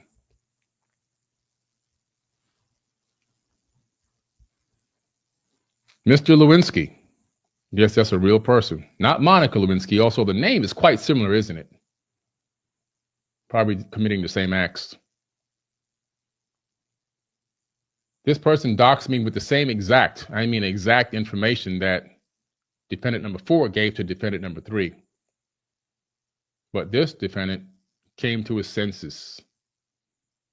Be advised that this office has been retained to represent Billy Carson relative to the false defamatory statements you have reportedly broadcast on the internet falsely, asserting on multiple occasions in various online platforms that Mr. Carson is a convicted fraud felon guilty of felony bank fraud. You do so for admitted purposes of harming Mr. Carson's reputation and deterring others from associating with him. While we suspect you do not actually need such notice, in addition to demanding retraction of your false statements, this correspondence shall serve as a documented notice of the following unequivocal facts. Mr. Carson has never been convicted of a felony. Mr. Carson has never been convicted of bank fraud. Mr. Carson has never been served prison time for fraud or any other felony offense and is not an ex-convict. You report on December 2013 an arrest in Broward County, Florida. What you failed to mention is that relative to the charge of what could perhaps be considered bank fraud to a layperson, the state attorney Michael J. Sass returned a no information just 1 month following the arrest in advance of the arraignment. Oh, yeah. As you surely know, a no information or no action, he probably doesn't know this, occurs before formal charges are filed. An information or formal criminal charge, a no information means the person accused of a crime is not charged. Therefore, not only was Mr. Carson never convicted of felony bank fraud, he was never formally charged with felony bank fraud. Since public records establish these facts, your repeated and conclusory statements strongly suggest that at best, your defamatory attacks are reckless, and at worst, they are intentional and driven by malice. Either way, the racial overtones are inescapable. So the racial overtones are inescapable. Mr. Carson is a highly successful person of color who you are attempting to brand as a convicted fraud felon. You tear him down and say that he cannot be trusted because he is a convict. You associate him with a community full of murderers, rapists, pedophiles, and con artists and child molesters. You falsely accuse him of illegally keeping for his own use funds that he raised for a charity. You did that too, didn't you? This is a totally separate person from you, but yet and still, everything you said is in this same exact order, isn't it? We got you, man. We got you. You got to stop cutting and pasting, and you got to stop listening. You should have did a better job on this. You should have really questioned yourself before you put your feet in hot water. Defendant number 3. You falsely accuse him of illegally keeping his own funds that he has raised for a charity. You shamelessly used his mugshot from the December 2013 arrest to associate him with criminality at the time when many reputable publications are acknowledging such practices impactfully contribute to systemic racism. And that's exactly what this is, by the way. This whole attack is racism. If you disagree with Mr. Carson's professional endeavors, then you are free to voice and share your opinions on his work. But we will not allow you to do so maliciously and misrepresent his past, especially after all the challenges he has so admirably overcome. See, I still have the asthma, the pneumonia in my throat. To be clear, we provide this letter in accordance with all pre-suit conditions for initiating a defamation action against you and your production company. Production company. You have one too, don't you? You're the one who produced this content, aren't you? Interesting.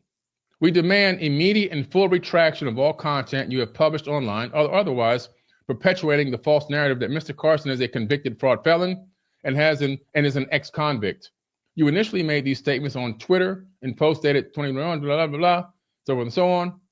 I can keep going on that. But your allegations about our client are false statements of fact. Mr. Carson is not a convicted fraud felon or ex-convict, has never been incarcerated. He has never been convicted of fraud. He has never been convicted of a felony. Indeed, with the exception of a minor traffic offense, Mr. Carson has never been convicted of any crime.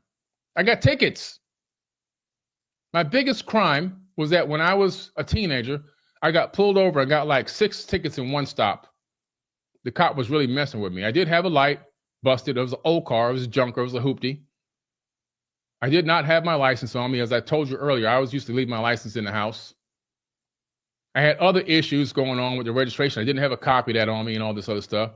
So by the time I got all said and done, I had like 6 tickets, and I just ripped them up and threw them in the garbage. That's my biggest crime. I paid for that. I mean, I was 16 years old, man. I mean, I was a kid. I'm 53 now. I mean, come on.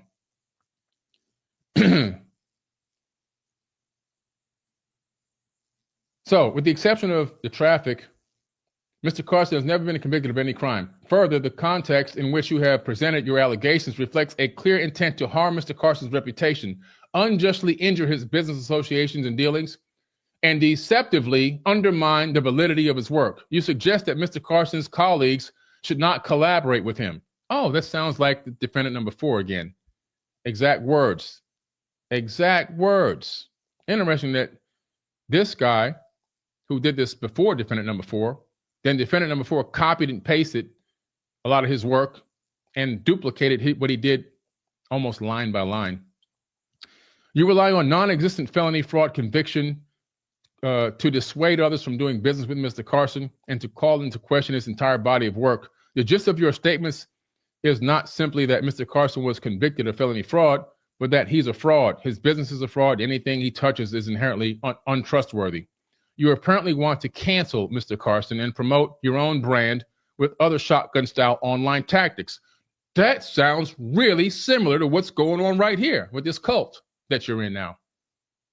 You've been jumped in, aren't you? By your own desire for validation or genuine dislike of Mr. Carson, your statements are actionable in a court of law. Your false statements have accused and continue to accuse to cause significant damage to our client and compel him to take action to protect his interests. Mr. Carson is aware of his rights to pursue claims for relief against you, and this letter represents our good faith attempt to initiate a constructive civil dialogue in furtherance of reaching an agreeable resolution, which we did reach an agreeable resolution. We reached that resolution. I urge you to take our demands, not to take our demands lightly. If you assume that there is no intention of Mr. Carson's part to follow through, if you assume that there is no intention on Mr. Carson's part to follow through, you do so at your own peril. He has the resolve and the means to litigate and dispute through a trial in which your exposure will be high. I suggest you consider the multi-million-dollar judgment recently rendered against YouTuber Tasha K. Juries everywhere quickly waking up to the very real damage online attacks can cause. The plaintiff in that case rightfully pointed out that what separates her from a high schooler getting cyberbullied is that she has the means, and I have the means, to fight in court. Similarly, Mr. Carson has the means to seek justice and find, moreover, has every intention to do so. Thank you for your prompt attention, so forth and so on. Daniel A. Powell, Esquire. And we got our pound of flesh. Now,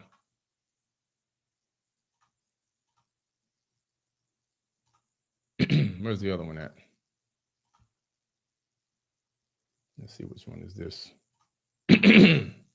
Oh, here goes another one. This one is actually in court right now. We're in court right now with this gentleman here, Toronto A. Johnson, aka Moorish TV on YouTube. He took the same information from this Mr. Lewinsky that defendant number 4 took and that you now, defendant number 3, has taken. And he copied and pasted it. And he regurgitated it like a parrot. And guess what? He's in hot water as we're in court right now. And he's been summoned to go to trial. The little bit of money that he made from the little YouTube videos is all gone. It's all going away. There's another one here. I wanted to show the case file, but I didn't upload that one here. But it shows that he tried to put a thing into the court to have it thrown out, and the judge said, no. No, you got to deal with this one, buddy. And you're going to pay for this. So the little $300 he made off of YouTube, that's long gone. See, every time you got to get an attorney, you got to put up about $5,000 to $10,000 retainer. In some of these cases, it's $15,000 to $20,000 retainer. You see? So I know that defendant number 2 is already calculating how many of his people he can beg for money so he can have some attorney, because he's already talking about, Billy Carson is suing me. No, I never. And that letter that you showed, defendant number 2, was not a lawsuit letter. It was a cease and desist letter that you have taken and utilized illegal content and put on your platforms and have dispersed that illegal content to many platforms against my wishes because it was never publicly available content.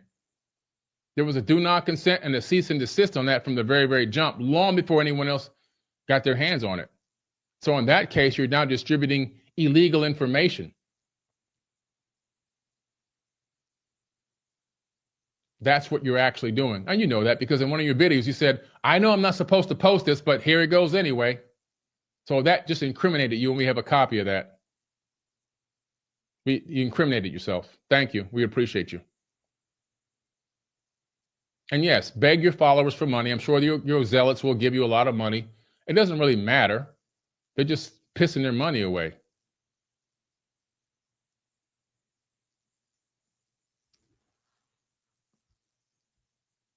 Let me close this out a little bit here. I got some more to talk about. I'm not done yet, y'all. We got 13,500, 13,600 now in the chat. I'm not done yet. Let me check out this live chat. Y'all still here? Y'all sleeping or y'all awake? Y'all sleeping or y'all awake? In this live chat. Huh? This is what they try to do when you get famous. You see? I let a lot of it slip because a lot of these people are just ignorant, poor people. You know, they're just poor people. They're just ignorant. So I let a lot of it, you know, whatever, man. These people are just poor dummies. You know, what can you do? But every now and then, you got to push back a little bit. You got to let people know, like, hey, I'll let you go so far, but then I'm going to draw a line in the sand. And you think your cult is so huge and so massive. I've got people in every area of politics. And yes, I still call them polytricksers, but I've got people in politics. I've got people in three-letter agencies. They come on tour with me. I've got people in government. I've got people in countries. Powerful people that support. I've got billionaires. I've got billionaires' numbers on my cell phone. Billionaires that I can just call right now and have casual conversations with. I hang out with them. I got powerful, powerful people behind me. So you think you got powerful people behind you and you got zealots behind you? Congratulations. You thought I was just some dumb black guy that just happened to get a little lucky with a couple of clips online and gain some popularity.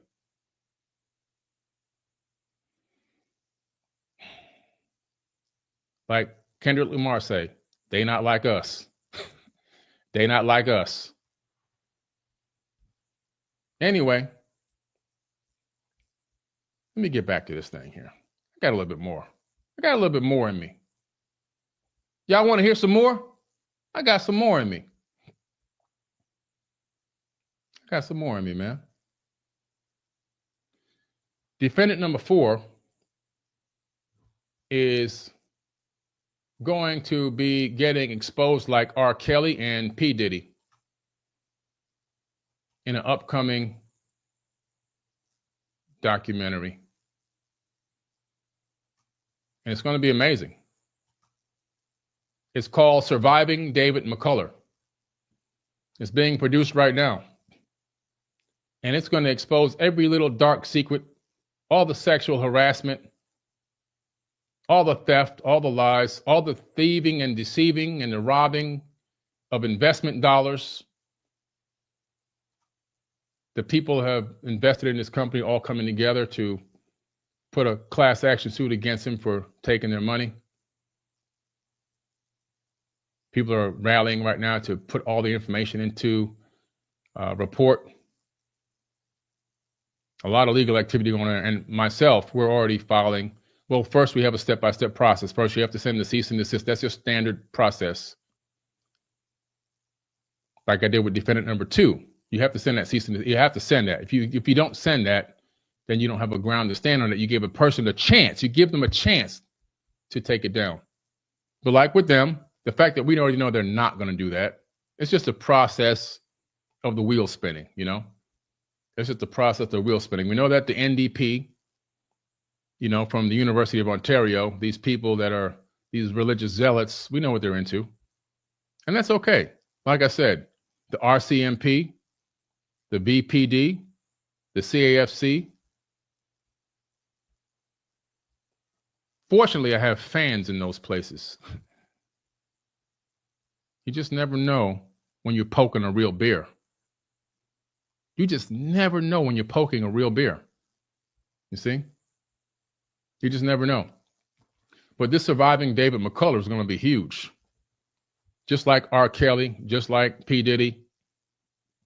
It's going to be exposed. What he did to these women, how he stole money from these women. He literally manipulated all women, single women, and a few men, but mostly women. Stole money from them, manipulated them,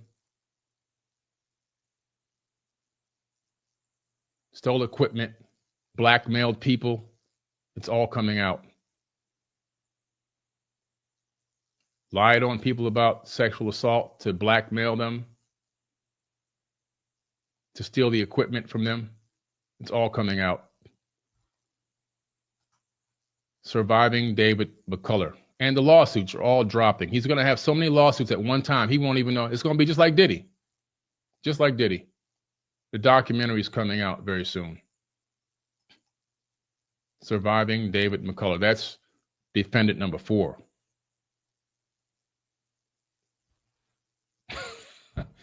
Got him. He also doxed me 3.5 years ago with the same information that defendant number 3 used. That's why I know his source. Identical information. Even the video where I'm helping people from Hurricane Maria. I'm buying water, buying supplies and shipping it out of the country, which I was written up in a magazine about. All receipts were posted online.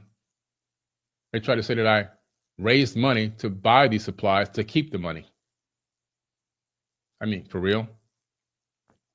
That was peanuts. It wasn't even a lot of money. It wasn't. I was driving a $200,000 Mercedes. Why in the world would I need to start a GoFundMe account? Which, by the way, GoFundMe verified everything. That's why I love GoFundMe. They verified all that money that I sent to the money I raised to send those 2 gigantic trailers over to Houston, Texas. They verified the money that I used to buy the supplies for Hurricane Maria.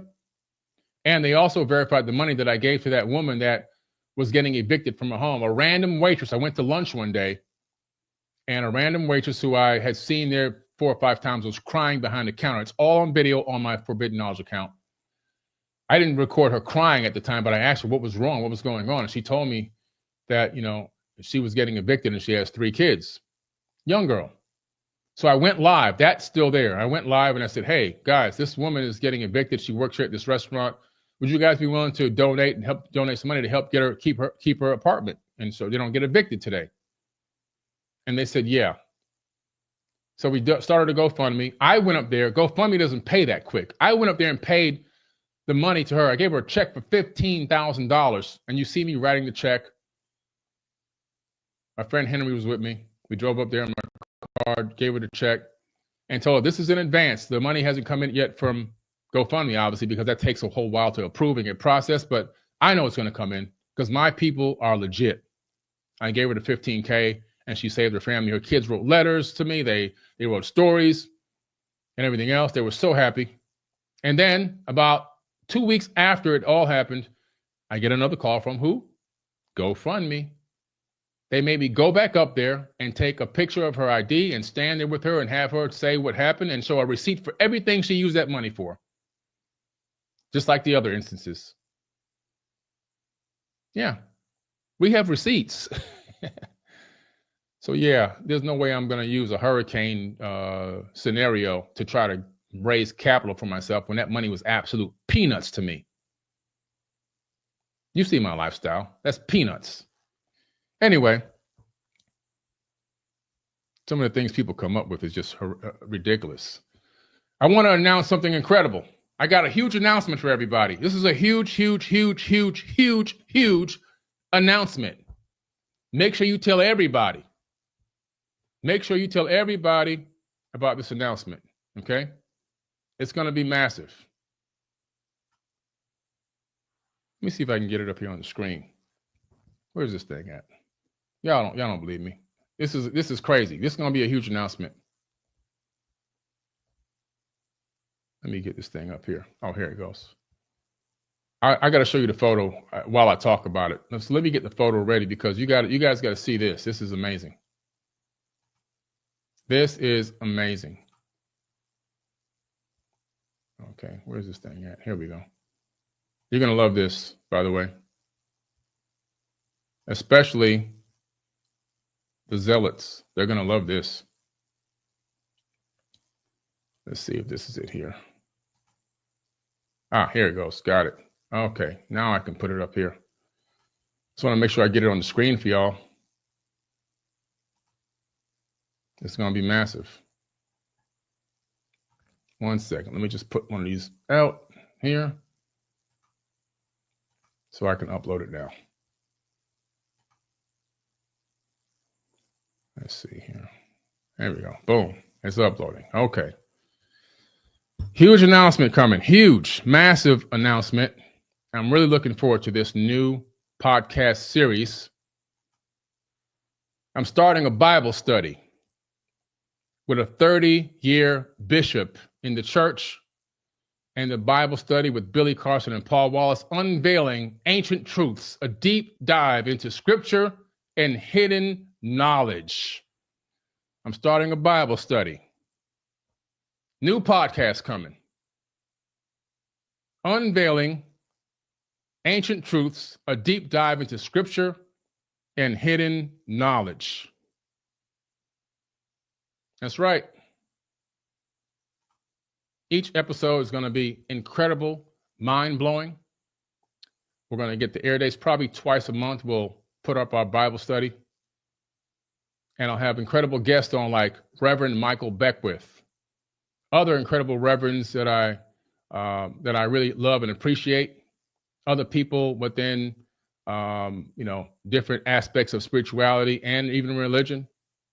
We'll have the life coach and Bible laureate Tim Story. We'll have all these people on. We're going to have a great talk, great conversations, and we're going to teach great knowledge. Starting a Bible study. So I want to thank these gangbangers for creating all this controversy and all this energy and stirring it up and then sending it to me because I'm taking it. I appreciate it. I really appreciate it. Not only am I crushing this garbage deepfake, I'm going to start a Bible study on top of that. And you have no idea what kind of catalog of content I have. I'm getting ready to put out so much content. See, you guys only have religion up your sleeve. That's all you can talk about. You got no real knowledge. I can talk about anything.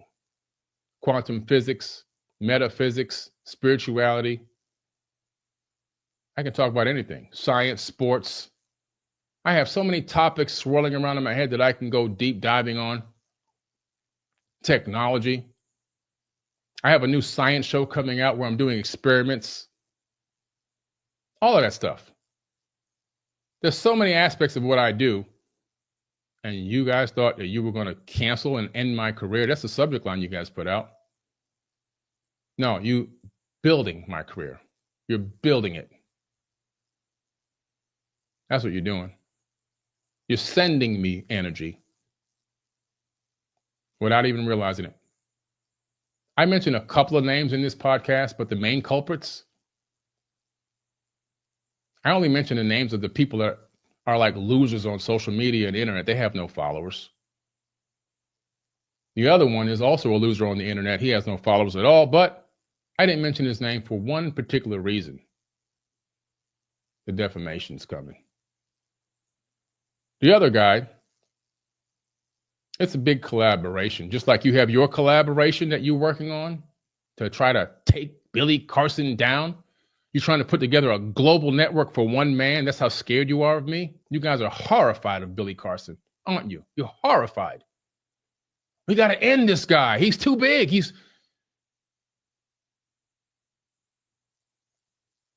You can't take down a self-made man. Knowledge makes men unfit to be a slave. You never heard that quote before? Frederick Douglass.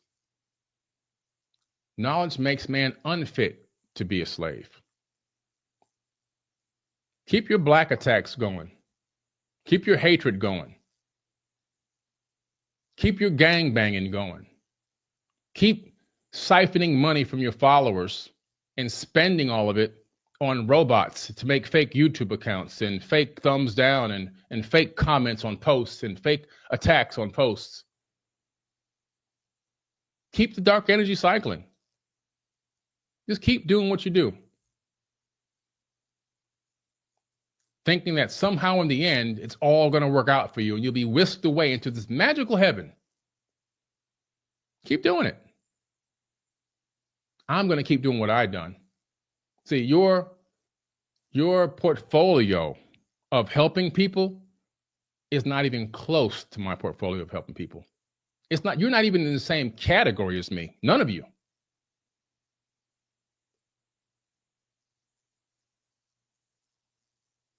None of you. I literally have a portfolio of the assistance that I bring to the world outside of just talking on video clips. I can teach a monkey to do that. I could teach a monkey to do tricks. Real help, real solutions. Investing and saving and spending real money on people, helping real people all around the world, not begging and siphoning. I get my people to chip in because I want them to feel like they have some type of sense of accomplishment, like they're helping the world too. But things that I do behind the scenes, like building people houses that are homeless, donating money to orphanages every single year, and all these other projects that I run behind the scenes that it's none of your business that I'm doing. I can sit here and brag for hours. You guys aren't doing that. You're trying to figure out how you can siphon another 10,000 out of your followers so you can continue to find some type of attack. You're trying to find out how you can siphon another 10,000 out of your followers by lying to them and fabricating to them so that you can figure out how you can find out where I live and show up at my house. You have followers, your followers contacting, your sheep contacting us, telling us they're going to attack our 12-year-old kid. You have your following, based on your lies and your deception, attacking our 12-year-old YouTube account, which he's just a little YouTube gamer. His little account, he was so happy to have his account. Now we have to keep him off of it so he doesn't see in these attacking comments. Hatred, evil, darkness, all in the name of the Lord, right? A 12-year-old. A 12-year-old. Interesting. Interesting. Wow, that's what you guys are up to? That's what y'all support? Y'all support attacking children now? And pulling up on people's houses? We've got voice recordings of conversations that you guys have been putting out there. See, you don't know who's on the other end of that phone that supports us. You think they're supporting you.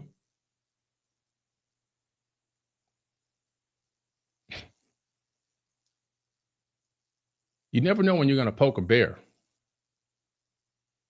I was going to take the rest of December off. I have been bragging about that all year long in all of our podcasts. We were going to take December off and relax. I just came back from my 1-year wedding anniversary with my beautiful, gorgeous wife.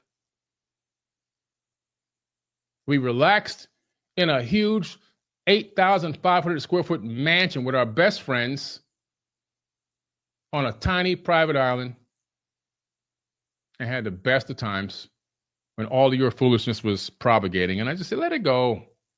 Don't respond right now. Let it go. Let it get into the system so that it can cultivate and create the energy that I want to absorb. And I'm absorbing all of it. I'm not the same almost half-dead person that you tried to talk to a few weeks ago. I've gotten my clear mind back. My brain fog is gone. My body weight's coming back. I'm lifting and working out every single day. I'm getting stronger by the second. I'm not that weak, sick person that just almost died. That was in the hospital, coming on a show on a video feed with a IV bandage on, literally fresh off the IV tree, the big tree with all the different IV bags and all the antibiotics and everything else dripping into my body. Fresh off the bag. I'm in the studio, out of boredom, really. But brain fog, tired, exhausted, can't breathe. I only got about 2 more weeks of recovery left from this pneumonia, and I'll be full strength. But either way, I have a catalog of content, I'm going to do a brand new Bible study. I'm bringing on the top, what I consider to be the top spiritual leaders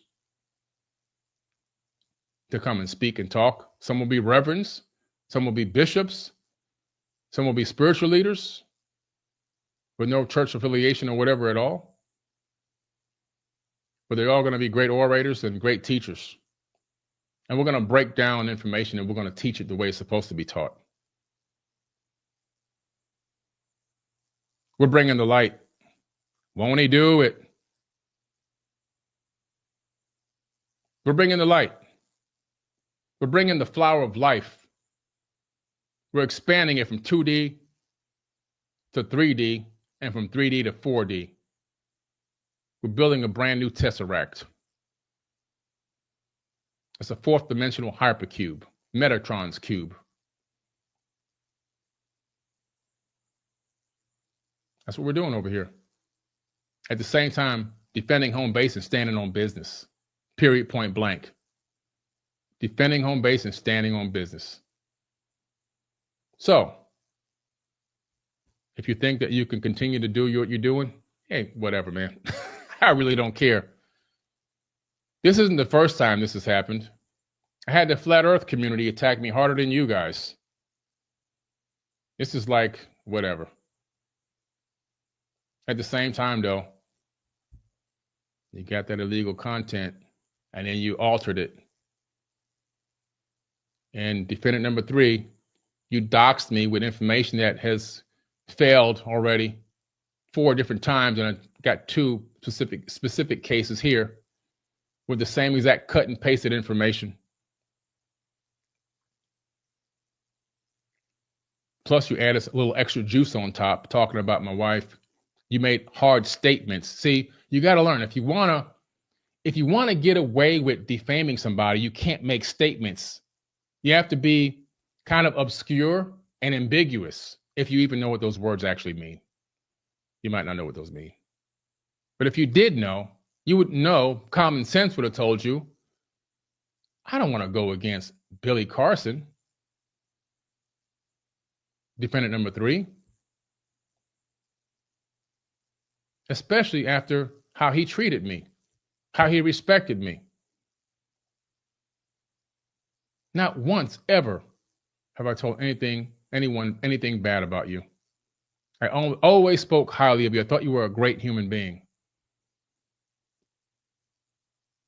You turned out to be part of the unconscious community.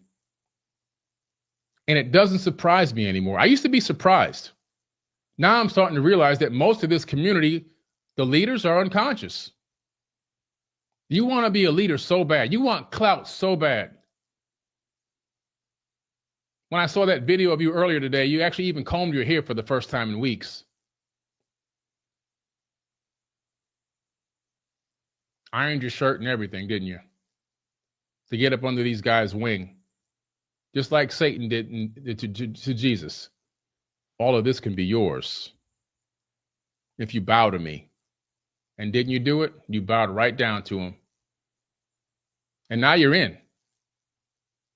You're in. They jumped you in. You're in now. Aren't you, defendant number 3? You're in. You're all the way in. There's no going back.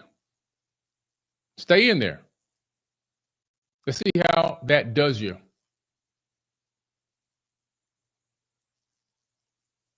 Let's see how it does you.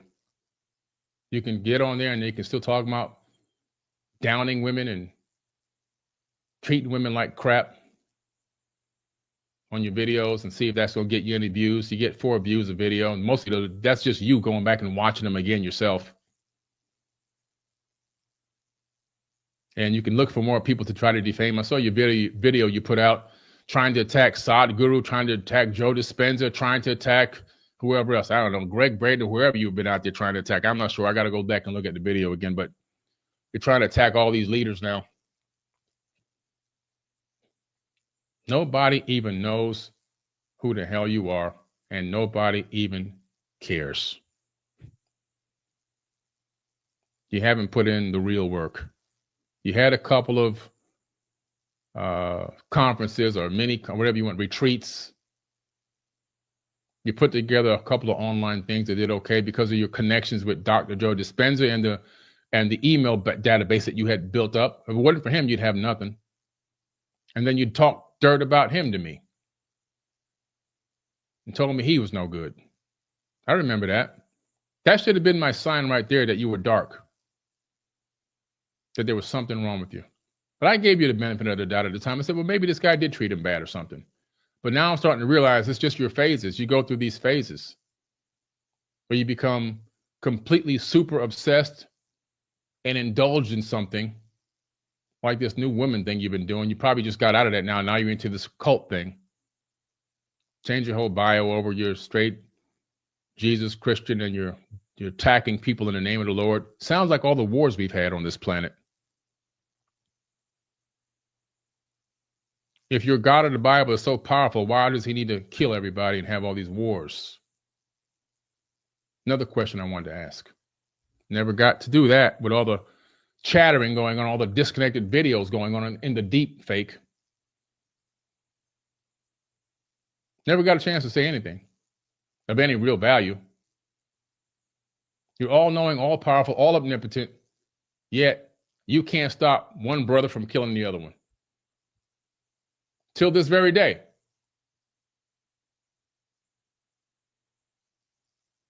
How does God have chosen people, but created all people, and supposedly loves all people, all knowing, all loving, all the time, except for these people are just a little bit better over here.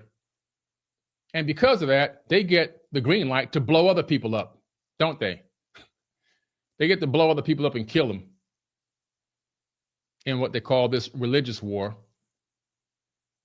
It's approved because the other people are just losers in the wrong religion. They believed in the wrong God. So now they're not worthy of anything. So we could just take them out if we want to and take all their land, take their property, take their goods, take the spoils of war. Sounds familiar, doesn't it? Deuteronomy. Still playing out to this very day, based on text that was supposedly written thousands of years ago. These people are following a blueprint of divide and conquer, disaster, and blood. All in the name of the Lord. No, it's really in the name of themselves. They throw the Lord in there to justify it. It's all dark, man. You people are following the same Satan, the devil that you're running from, and you don't even see it. You don't even know it. You've been heavily, heavily, heavily manipulated to the point where you don't even know who the hell you are. It's really scary that there's that many NPCs walking around on this planet. Drones. You people are drones, man. No empathy. I gave you the definition of that earlier. Sadistic narcissism. Lack of empathy. Controlling. Quick to anger. Jealous, envious. I am a jealous God. Didn't he say that? He, so is a guy. There'll be no other gods but me. Oh, really? Okay. Well, what other gods are there then? I want to find out about them too. Sounds like a person with flesh and blood trying to control people. To me, that's what it sounds like to me. Like I said in this video, I believe in God. I know there's a God. There's a creator of this realm. The science has proved we're living inside of a creation. No way to escape it. You can't escape that. It's real. The method of creation is a fractal holographic universe. We're living in a fractal holographic matrix, a matrix made of light that has this right here behind me at every Planck length throughout all known space-time. We're living on top of an energetic grid that's connecting everything and everyone. There's a yin and yang balance, the dark and the light. So right now, at this particular time, as you guys roam this realm, you're moving into darkness. At some point in time, maybe in the future, some of y'all will move into the light. Some of you will never move into the light in this particular lifespan. As the Bible says, you will get a new name and a new body. You will not be spirits without bodies. Reincarnation. You will not be spirits without bodies. So when you come back again, maybe you'll learn some lessons. Maybe you'll ascend to a higher level of consciousness. Maybe you'll break through to the Christ consciousness at some point. Some of you will, some of you won't. Some of you will still be stuck in believing the current ideology and dogma that you've been fed. And you'll keep running down this dark road thinking that you're running towards the light when you're running towards the hell that you're creating for yourself. All right? Anyway, thank you everyone for participating, for joining tonight. We also have another series coming out very soon. That one is going to be a real special series. Not the Bible study, not the Surviving David McCullough, but there's another one coming out. And I can't wait to get that one out. I'm going to put it up here real quick for you guys so you can check it out. It's going to be an amazing episode that we're going to be talking about. We're going to be talking about the dangers of a narcissistic psychopath. And that's one right there. We're going to have some people here, and some people are going to join virtually. And we're going to have a conversation about this person and what this person has done and what this person has taken from many people on this planet. And we're going to talk about the psychology behind the dangers of a narcissistic psychopath and what that means. Once again, thank you. It's been a great night. Make sure you go on your app store. Go to your app store, the iOS App Store, Google Play Store, Samsung TV, Roku, Apple TV, Amazon Fire TV, LG TV, and get the Forbidden Knowledge TV app. If you want to see exclusive content that you won't see on YouTube, where I could talk and say what I really want to say without having to watch by words. Watch my new Uncensored series, where I expose a lot of crazy situations dealing with Big Pharma. Myself and I do that. Dealing with 9/11 and dealing with other controversial issues like the Jabberwocky that we can't talk about on here or they'll delete the video, and many other things. Amongst my other incredible shows that we have on there, the Anunnaki docuseries and many different TV series and documentaries that we have from great, inspiring speakers and orators from all over the world. So make sure you guys get the Forbidden Knowledge TV app. We also have music, and we have now audiobooks. So you can get on there and listen to audiobooks as well. Documentaries, movies, TV series, audiobooks, music, and workshops on the Forbidden Knowledge TV network. See, I'm self-made. Nobody can take down my network because it's my network. I'm not going to cancel myself. You see? I didn't sign a contract with a Fortune 500 corporation for $10, $20 million. I didn't sign a $100 million book publishing deal. I became my own book publishing company. I'm not going to cancel my own books. I'm not going to cancel my own music, which is selling globally, 340 songs in global distribution, licensed to TVs, documentaries, movies. I make more money than rappers. I'm not canceling my music. You see? You can't cancel somebody that's independent. I'm not a Joe Schmo 9-to-5 worker bee. I'm not like, what's that rapper? Yeezy, or whatever, not, what's his name? Yeah, I think it's Yeezy. The guy with the Adidas contract, they canceled him. They canceled his sneaker deal. Apple canceled his deal. Nobody's canceling my deal. And all these TV shows that I go on, they don't pay money. You go on there for just get your face out there a little bit more. The most I've ever been paid is $500. Usually get $200 and you get $100 per diem or something like that. You may walk out of there with $350, $400. I've been over hundreds and hundreds and hundreds of TV shows. They don't really pay you for this type of thing. You have to be really like a union-based actor to get some type of real revenue in acting and things like that. This is not acting. It's like you're considered an expert on a topic and you speak on there, and that's it. It's just for popularity.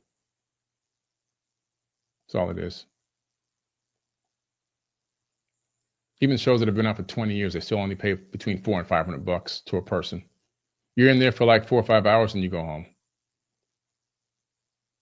Nobody gets rich off of being an expert talker on like a show like Ancient Aliens or anything like that. Great shows. It's just standard in the industry. You're not getting rich off of that. You have to have real businesses like I have, and real business knowledge and real financial literacy. So check out my articles on entrepreneur.com, because I'm a contributor to Entrepreneur as well, where I have a lot of connections, big time entrepreneur connections as well. All right. Anyway, guys, I love you guys. Thanks for hanging out. This has been the Forbidden Knowledge Podcast. I exposed the fake debate video. Hope you had a good night, and I hope you learned something tonight. Hope everyone here learned something. I'm sure they'll take this and they'll chop it up into a million pieces and make all their garbage with it. At the end of the day, it's all opinions. I got my receipts. I stand on my word. I stand on my knowledge. And I'm going to keep on building and keep on growing and keep on expanding. I mean, expanding like you wouldn't believe. We have 2 huge deals in the works right now. It's going to take us even to another level. So, more coming very soon. More TV series, more docuseries. And don't forget, Surviving David McCullough documentary coming very, very soon. We got to stand up for our women. We can't let people destroy our women. We got to stand up for our women, and we got to support them and make sure that they're safe and that they're okay. And that's what we're doing. Everyone, I love y'all. Peace.